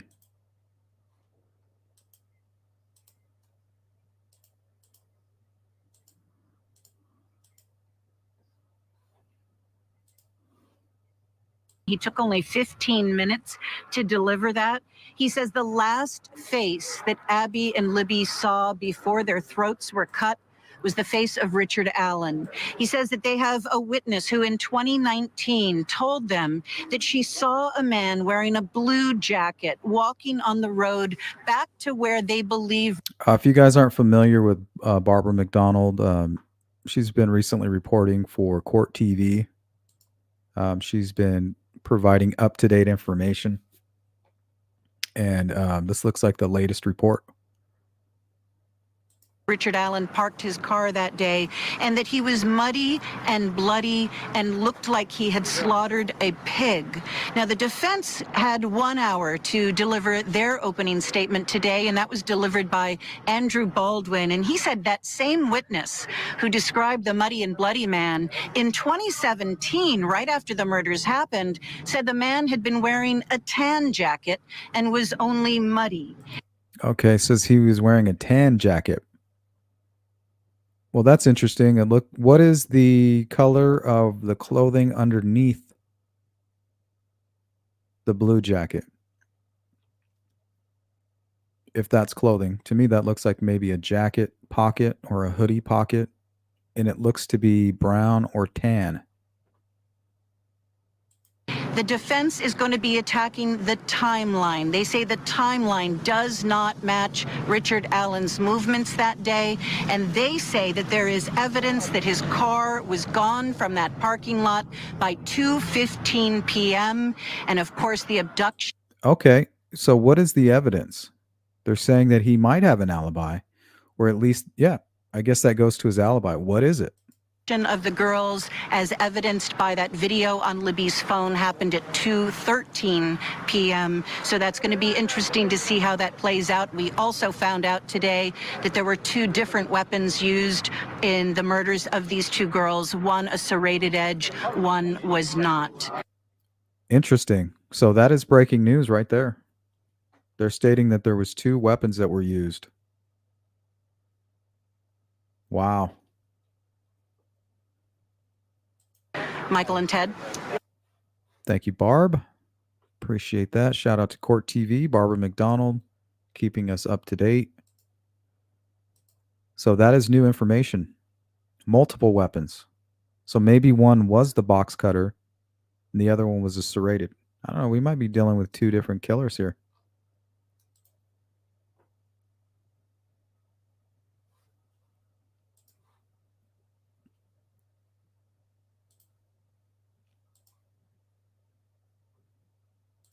Good to see you, Melanie Rose. He may have only come forward because his wife said, "Oh, weren't you there?" Yeah, they might have been watching the news. And she looked over and said, "Weren't you there?" And he's like, "Yeah, that's crazy. I better call."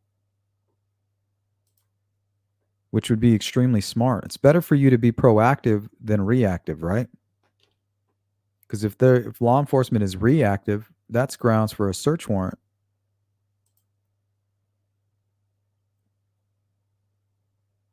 Welcome in, Tina Stair.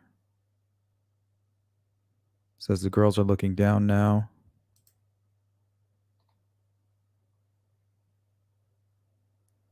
Lacey says, I just want to know what reason Ron Logan had to lie about his whereabouts at the time. Well, he's an habitual offender. And early on in 2015, he was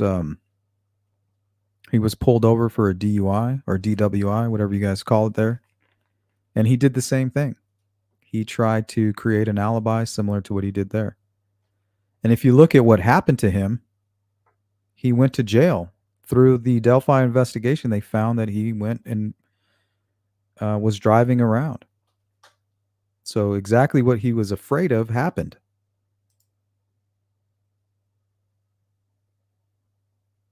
Thank you. I got that. I'm hiking and one of my own long hairs ends up in my hand. I play with it, wrap it around my finger, etc. for what it's worth. Yeah, and I think it's simple. Identify the person that hair belongs to, get their alibi, and now it's a non-issue. Not that you even have to, especially if it's a family member of Libby's. But I'm just saying for the sake of argument. Delulu says, blaming Kelsey is the latest strategy. Man, people have been doing that for years. She has an alibi. She's been interrogated. She's taken multiple lie detector tests. She had nothing to do with this crime. What's up, Charlotte? Gail McCauley.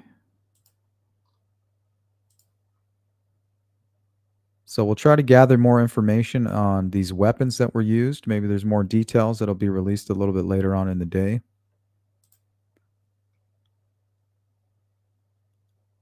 Shadow says, Lacey, he lied because he didn't want to go to jail for driving.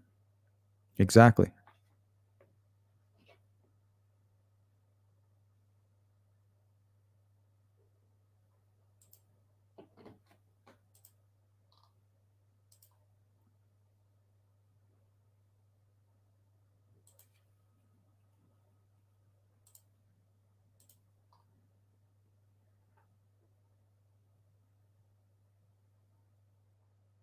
Yeah, I agree, Shane.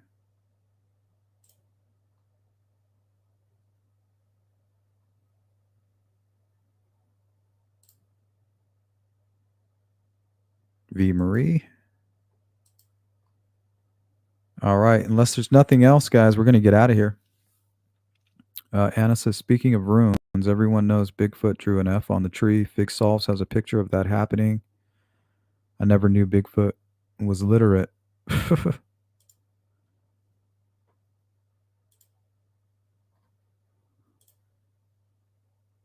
Might want to add a little whiskey to that coffee to get through today. Love you, Sleuth. Thank you, TJ.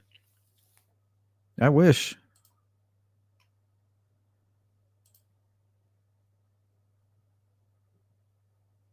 Nobody. That's a good question, Melanie. We heard early on that he was making eye contact with the jury. Oh, I forgot to play you guys this. This was Gull walking into the courtroom on Thursday. Whatever it's worth. So this was her coming into the Carroll County Courthouse.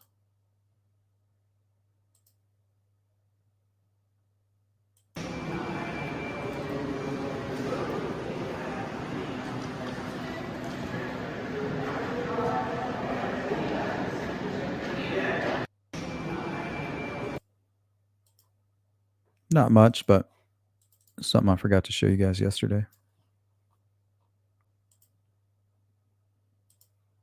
Riva says it's absolutely shocking to me that Richard Allen is being denied an adequate defense. Any guilty verdict will result in an appeal being swiftly granted due to the judge disregarding the law. Okay, how did she disregard the law? And he most likely will get an appeal.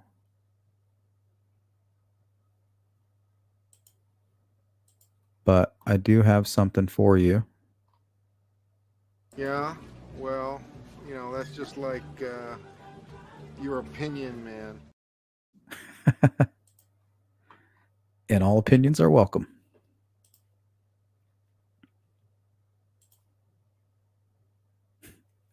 To be specific and precise, it was a Yeti. Ooh.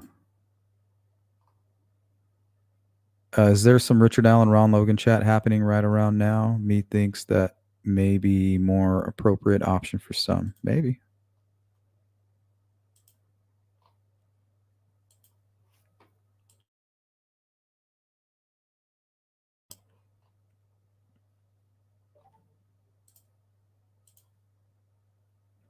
Good to see you, Charlotte.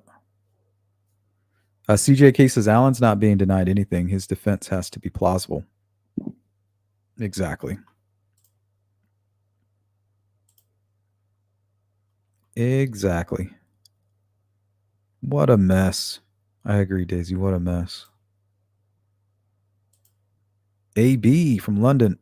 Why on earth would he wear that color? Innocent or guilty, have some respect not to wear it. Yeah, I wonder if there's like some underlying reason he wore that color.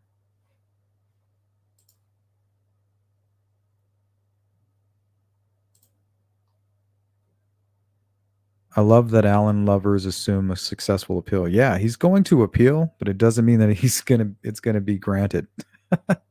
Is a far gone conclusion. Exactly, Delulu. Boy, are they in for a rude awakening. And honestly, you know, I hope for the best and prepare for the worst. So I'm hoping for justice. I give you guys my reasons why I think Richard Allen might be the guy. It has everything to do with the timeline in the bullet. I don't hide that. And I never say he is the guy. I say if he's the guy. And I tell you why I believe that. But I'm ready for there to be an acquittal. They have to prove beyond a reasonable doubt that this guy did it. Because if they can't do that, there's a small chance that they don't have the right guy. But if they can prove that that bullet was cycled through his gun, I mean, it's over for him.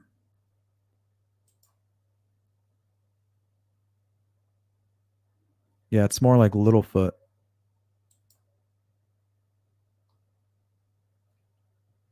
Yep, KMM.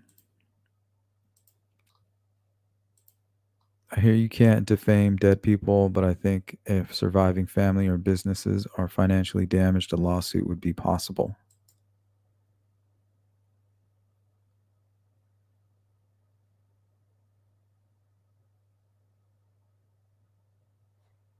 Okay, let me see. Oh, is he Frank? Is that Jibble? I'll be Frank? Yeah, shout out to him. He doesn't come in my chat anymore. He's not blocked or anything. But Cheeks timed him out a few times. Hey, I trust my mods. So if you guys remember, those are the rules. No acting like a trigger troll. You have to have the ability to agree to disagree. You have to be able to stomach my opinion. That's the cost. You pay to play. And no attacking the families.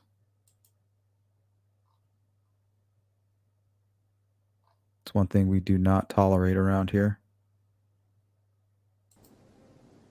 But don't ever take sides with anyone against the family again.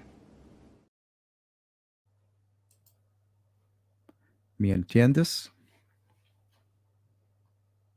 Yeah, but Frank said, Baldwin said hair found in Abby's hand had a root with DNA. The DNA seemed to possibly match a female relative of Libby and not Allen. This is quoted from Baldwin. In 7 years, they never turned over the mother or sister's hair to be tested for DNA.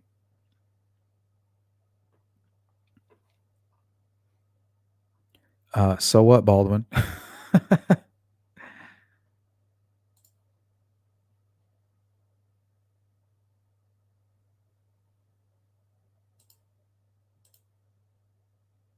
Oh my God. This is your last chance, Lacey.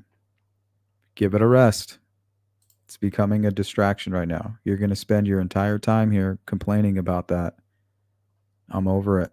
You're welcome to be here, but if you're going to spend your time here being a distraction and attacking my mods, we got to let you go.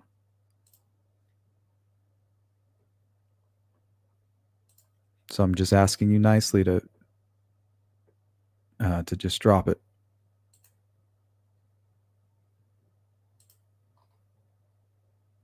You know, stop playing that whole victim card.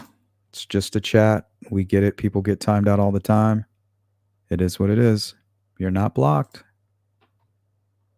But geez, give it a rest.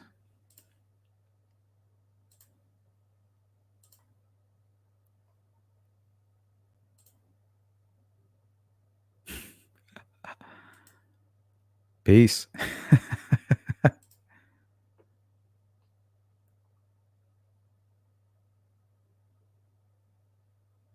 Here's a good explanation from Shane. Lacey, it's all good. You had comments yesterday that were fine. Just the delivery was a little aggressive. I don't know who blocked you, but you're very welcome here. See, there you go. And they have their reasons. They know what I expect here. And I can see why now. You seem like a very obsessive personality. That's not, I'm not attacking you. I'm just telling you what I'm observing. We've been live for 2 hours now, and that's all you've added to the conversation. Anna says, I'm obviously getting away with discussing runes. Yeah, you're allowed to talk about runes if you believe the crime scene is ritualistic. The worst that you're going to get from me is this. Yeah, well, that's just like your opinion, man. Or you might get this. Erroneous! Erroneous! Erroneous on both counts. Oh, Lord. You might get hit with this. I can handle things. I'm smart. Not like everybody says. Like dumb. I'm smart and I want respect. You might get hit with this. He wasn't right in the head. So if you can handle that, everything's welcome. Delulu says, nope, the runes are out. Blaming KG is in. What's funny is all the people who like to talk about runes and Ron Logan, they were the ones that always blame Kelsey. You know, they say she was laughing weird or she's acting strange, this and that. It's like, remember, guys, she was 16 years old at the time. So shame on you.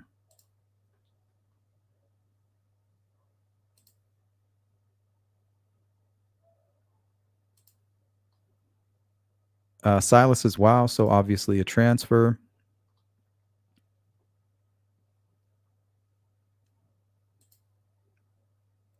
You know, nothing's going to be obvious to the defense team.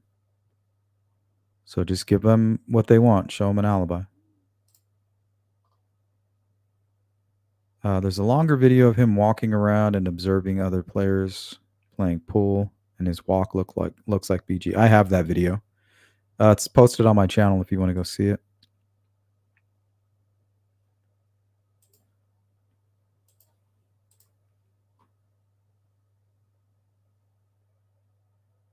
Riva says, is everybody in chat of the opinion that Judge Gall is being fair to the defense? Just curious. I think we got a mixed group. But I think it's weird that we're watching the judge do her job. And anybody that believes in the Odinism thing feels like Judge Gall is biased against them. And I guess you guys didn't know this, but Judge Gall is related to Fig Solves. She's his aunt. So if you guys didn't know that, that's Auntie Gall.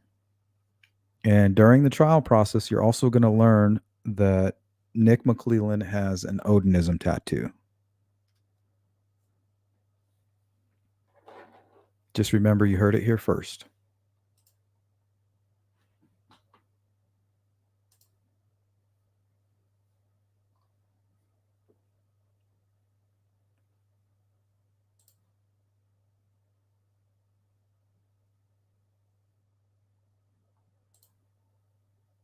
Look how young he looks, younger than his true age. 100%, if you're referring to that video.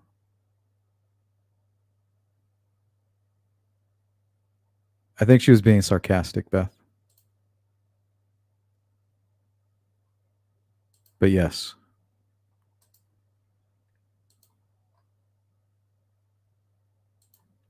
Yeah, she's saying the defense may very likely blame the family. She's saying that they're moving from Odinism and Ron Logan over to Kelsey.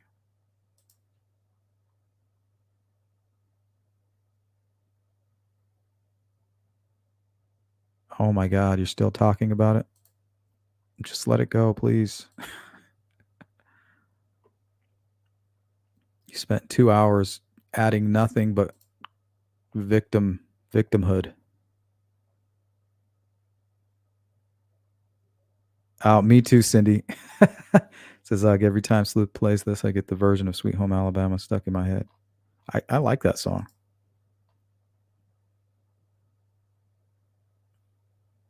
You got it, Kay? Sorry I'm so far behind, guys. I'm going to catch up before we get out of here. My opinion, this case can go into the future a couple ways. He can be acquitted. If convicted, he'll join the list of West Memphis 3, Scott Peterson, Menendez brothers. Yeah, we're kind of drags on. I could see that, Anna. Hey, Redfoot, what's up? Good morning. OMG, I haven't had coffee yet, and I come in to the live welcome by a fish flopping video. Okay. Maybe I can give you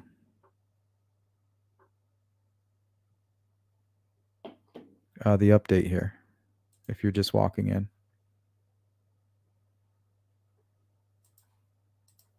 Actually, I don't know if we have time for that. Let me catch up on the chat. Sorry. Welcome in, Andrew. It is terrifying. Shows up like this pent up energy. So we heard from Barbara McDonald that 2 weapons may have been used. One was a serrated blade, one was not. That the hair could belong to a family member of Libby. The defense believes that the girls were kidnapped and brought back, and where they were found is a dump site. And that they plan to prove that Richard Allen was somewhere else. So it sounds like they have an alibi. But where was he? You know, if you can prove that he was somewhere else, you know, I'm curious.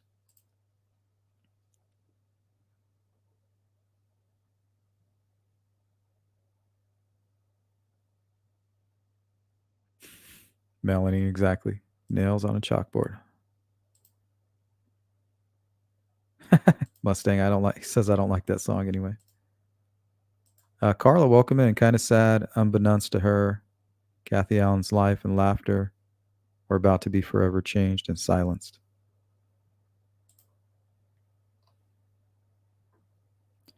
Yep. And right now, possibly, she has her husband to blame for that. Allegedly, right?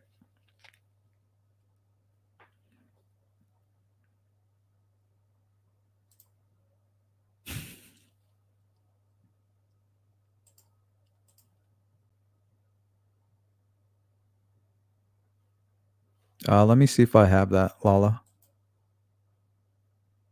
I might.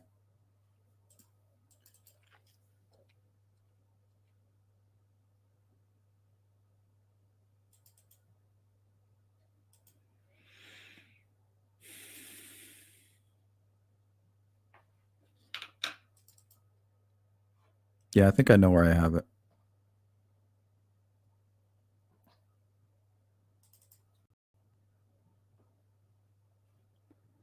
Okay, now these photographs were taken on the same day. I believe it was around December 6th of 2016, just a few months prior to the murders.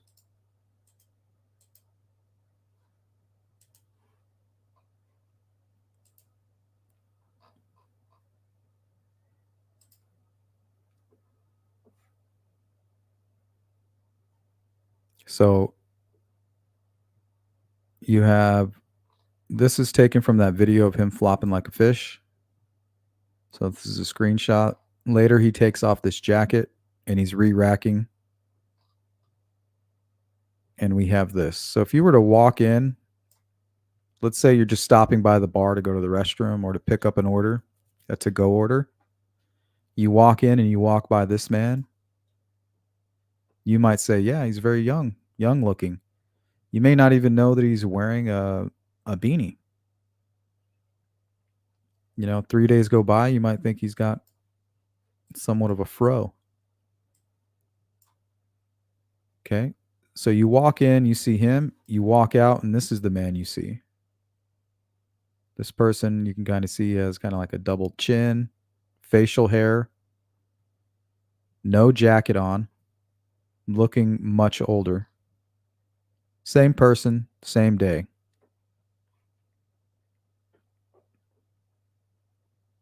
Just a good example of what witnesses have to go through. And they're not even trying to remember this. This is somebody that they're asked about later on. They were paying these, them no attention, not even trying to pay attention to their surroundings. They're being asked like, hey, were you there? Yeah, I was there. Can you help us with this description? Well, yeah, to the best of my recollection. Now, if somebody saw this with the head up in good lighting, he looks young. This looks like Richard Allen's son. This looks like the son of this man.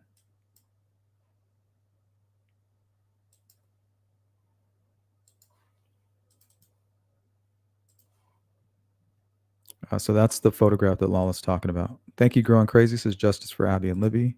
Doris, welcome in. Yeah, we're finding out more and more as we go along. but it's not looking good for the defense.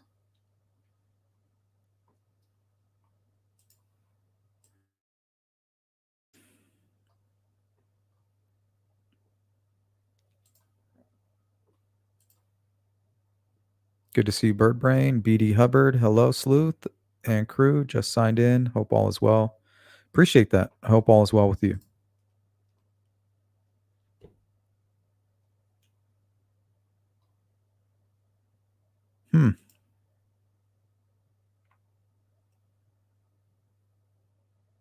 Yeah, I think they do, Delulu. It's not looking good for Richard Allen right now. Their timeline looks solid, but if they can prove if he has an alibi, that'll be huge. They're claiming that they do. They're saying that at 2:15, I can prove Richard Allen was nowhere near that area. That's huge. That is huge. That's what we've been waiting for.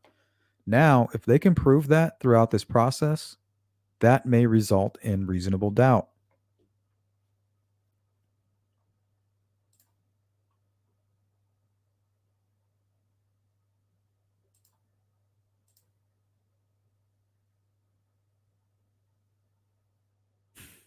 I agree, Shane.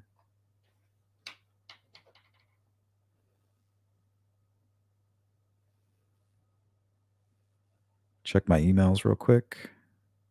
Thank you, Beth. Okay, James, thank you. I'll send that to you right when we're done here. Or if you want to take a screenshot, buddy, I'll send it to you either way, but if you're in a hurry.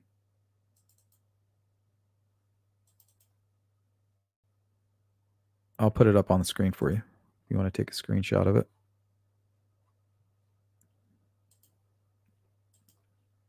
But I will send it to you either way.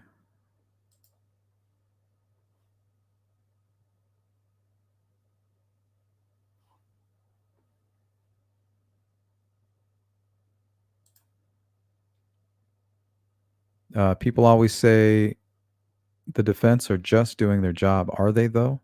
Their intention is to mislead the public from obvious explanation. That's what I have a problem with, the defense attorneys. Yeah. But, people call them slimy attorneys, but it's kind of like their job to be slimy attorneys.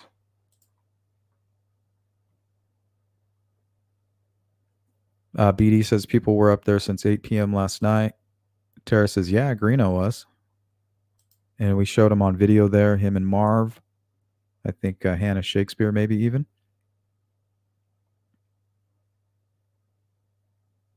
Yeah, the hills are very steep, wet. Leaves are slick. Froze last night. No way dumping in the dark. There's a lot of conspiracy theories about it. People talking about track marks, maybe an ATV, four-wheeler, or something like that. We know Ron Logan has horses. It would be very easy to use a horse to do that.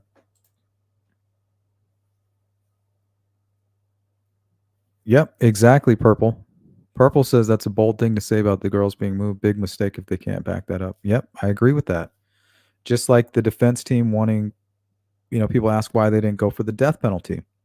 Because that puts added pressure on the jury, It'll be harder for them to get a conviction that way, especially with the way that they're trying to unfold the strategy of theirs to prove he's the bridge guy. They're there to say, hey, we know for a fact that he's the kidnapper, and we know that he had something to do with the murders because his bullet was found at the crime scene. But they're not trying to fill in any of those holes. They're saying if you want any answers about that, the bridge guy will tell you.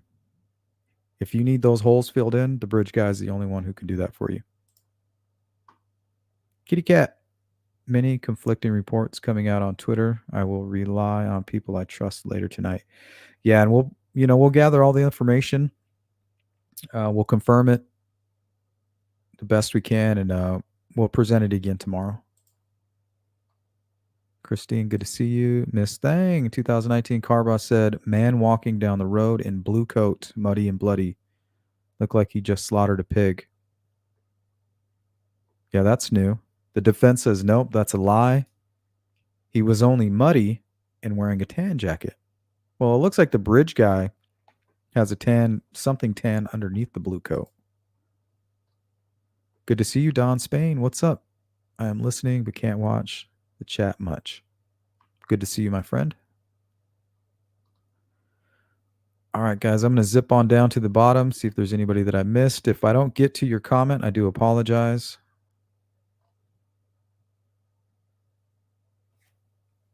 I don't know, Augie. We're going to wait for more information. To me, I feel like it's less today than it was yesterday. Thanks again, Daisy.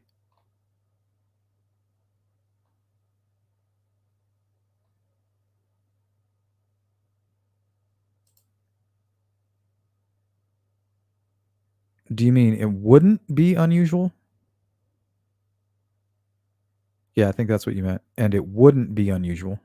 I agree with that. Now, if we're talking about a clump of hair, like it's been ripped out of somebody's scalp, that definitely needs a lot of attention. But it doesn't sound like that's what we're dealing with. Hey, Tony N, good to see you. Welcome in, my friend. Riva says the defense won't blame the family. They apparently have their own thoughts on who done it, but the judge says they can't mention it due to lack of evidence. Well, there's no nexus, Riva. The judge has rules. I know it's a lot of people's opinions out there that they think that, Odinism had something to do with this, some kind of a ritual. No. But you can't just speculate on that. And I think they might even allow the whole ritual killing, that information to be presented without tying it to a third party. But yeah, there has to be a nexus. Judge Gull, even if she wanted to add Patrick Westfall and Brad Holder and Elvis Fields and all these guys, she can't. Even if she wanted to, she couldn't do it. There are rules to allowing alternate suspects, sorry. There has to be a nexus. It's that simple.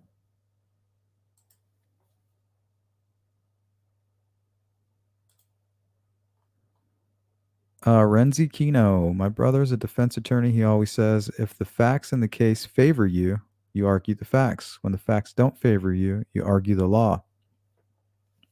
Thank you, Renzi. That's it's interesting. Yep, it looks like they will not be streaming it. I think they're going to provide audio and some photographs, maybe short video clips to the media after the fact. So maybe later on tonight, we might get some of that presented to the public.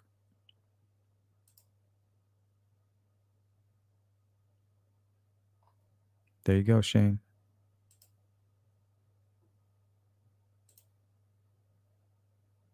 Tara says he went back, no doubt.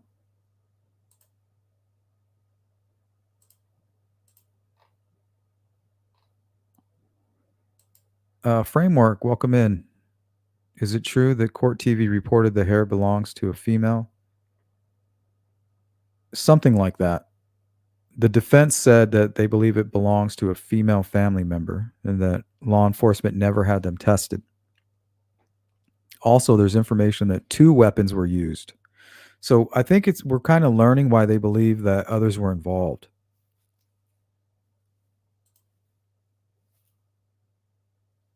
Don says maybe the shack.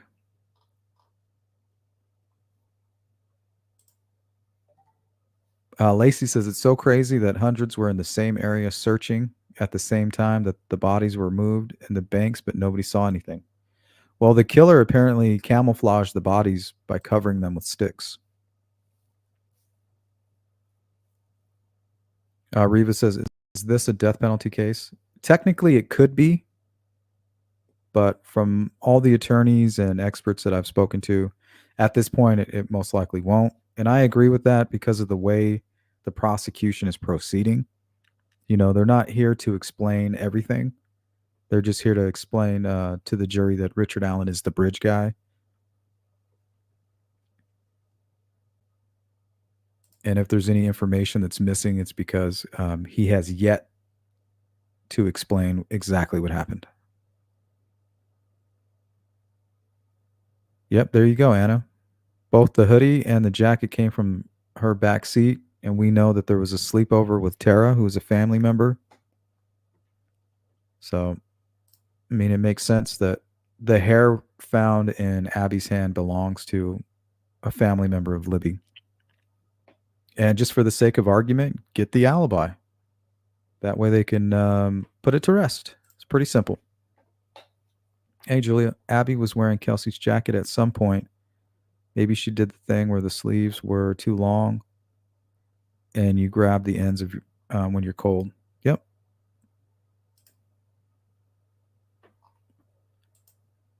What's up, Big Fish? Welcome in. All right, guys, we're going to get out of here.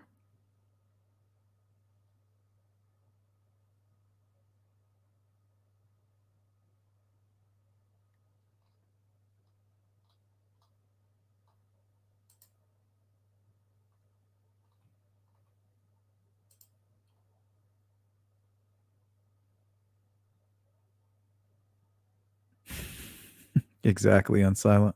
Now what? Annette Milner, welcome in.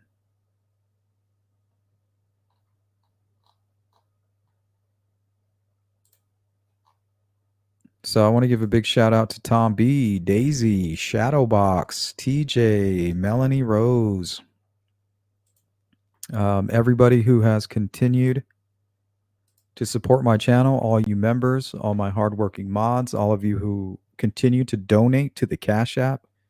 Thank you. People who have started donating to the Venmo. Thank you. I couldn't do this without you. I just wouldn't have the time. You guys make it possible. So I'm just going to kind of blow through the rest of this. Cindy Lean, always good to see you, my friend. Boston Christian, Kitty Cat, Tara. Thank you, Beth. Doris.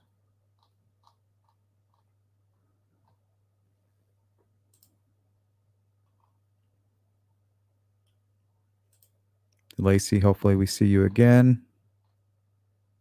War Kittens. And if I didn't get to your comments, I'm really sorry, guys. Case closed. Good to see you. Pointless arguing with idiots. They refuse to accept the evidence. You know, I guess there's two sides to that coin, depending on where you stand. But I hear you. Don Spain, my guy. Anybody I missed, again, I'm sorry. Feel free to shoot me an email at any point. sleuthintuition@gmail.com. If there's anything you think is relevant to the case and appears to be breaking information, shoot me an email. Members, share it with me on the members only Discord. Thank you, Pitbull Mom.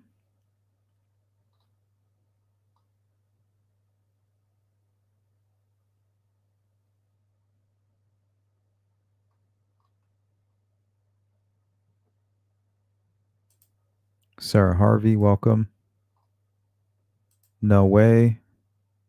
Hoodie, light brown or tan. Yep, I agree with that. Gail, good to see you. Rain Dancer, what's up? So box cutter and what else? Something with a serrated edge.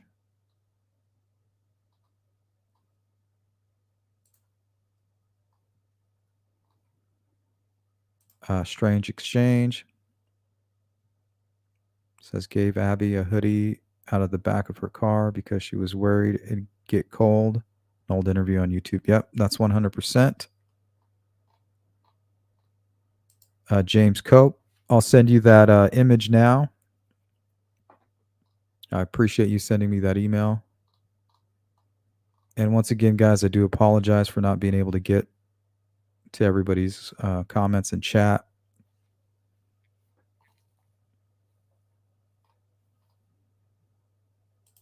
Cindy, Kate B.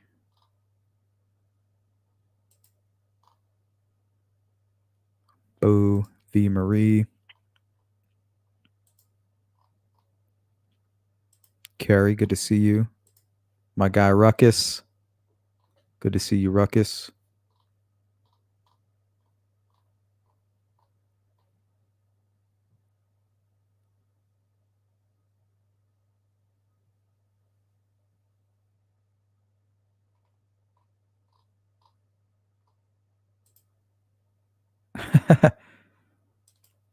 Gravit says, I'll be Cousin Vinny. All right, I'll hit you with the Cousin Vinny. These are for the folks who question the confessions. What? At what point did you shoot the clerk? I shot the clerk. Yes, when did you shoot him? I shot the clerk. Hey, Dean, you need... There's your confession. Fig around and find out. Fig and Auntie Gall. Working behind the scenes with the Freemasons. Purple Haze, good to see you. Hope you're having a great day. Code Gray, what's up? Kara. My guy Brad. Saska Rose. I like turtles. I like toidles. Yep, they do teach you. You cross the arms, just like Abby was found with her arms crossed. Mustang, Justice for Abby and Libby. Melissa Balboa, good to see you. Misunderstood. Lily Ray. Okay, once again, guys, sorry if I missed your chat or your comments in the chat. I apologize. Nana Louise. Shout out to the replay crew. You know what to do. Drop a comment. We'll get back to you. Perry Winkle, good to see you. All right, guys, that's going to do it for today's live stream. Once again, we'll meet here every morning around the same time. This will be the one-stop shop. All information, all breaking news relating to Richard Allen's trial and Abby and Libby's case out of Delphi. We'll have it consolidated here through a group effort. Once again, much love to all of you. Special shout out to those who sponsored today's live stream. All my members, all of you mods, and those of you who continue, all of you donors who continue to donate to the Cash App and the Venmo. You guys rock. You make this possible. Enjoy the rest of your day. I'll see you again tomorrow. Peace.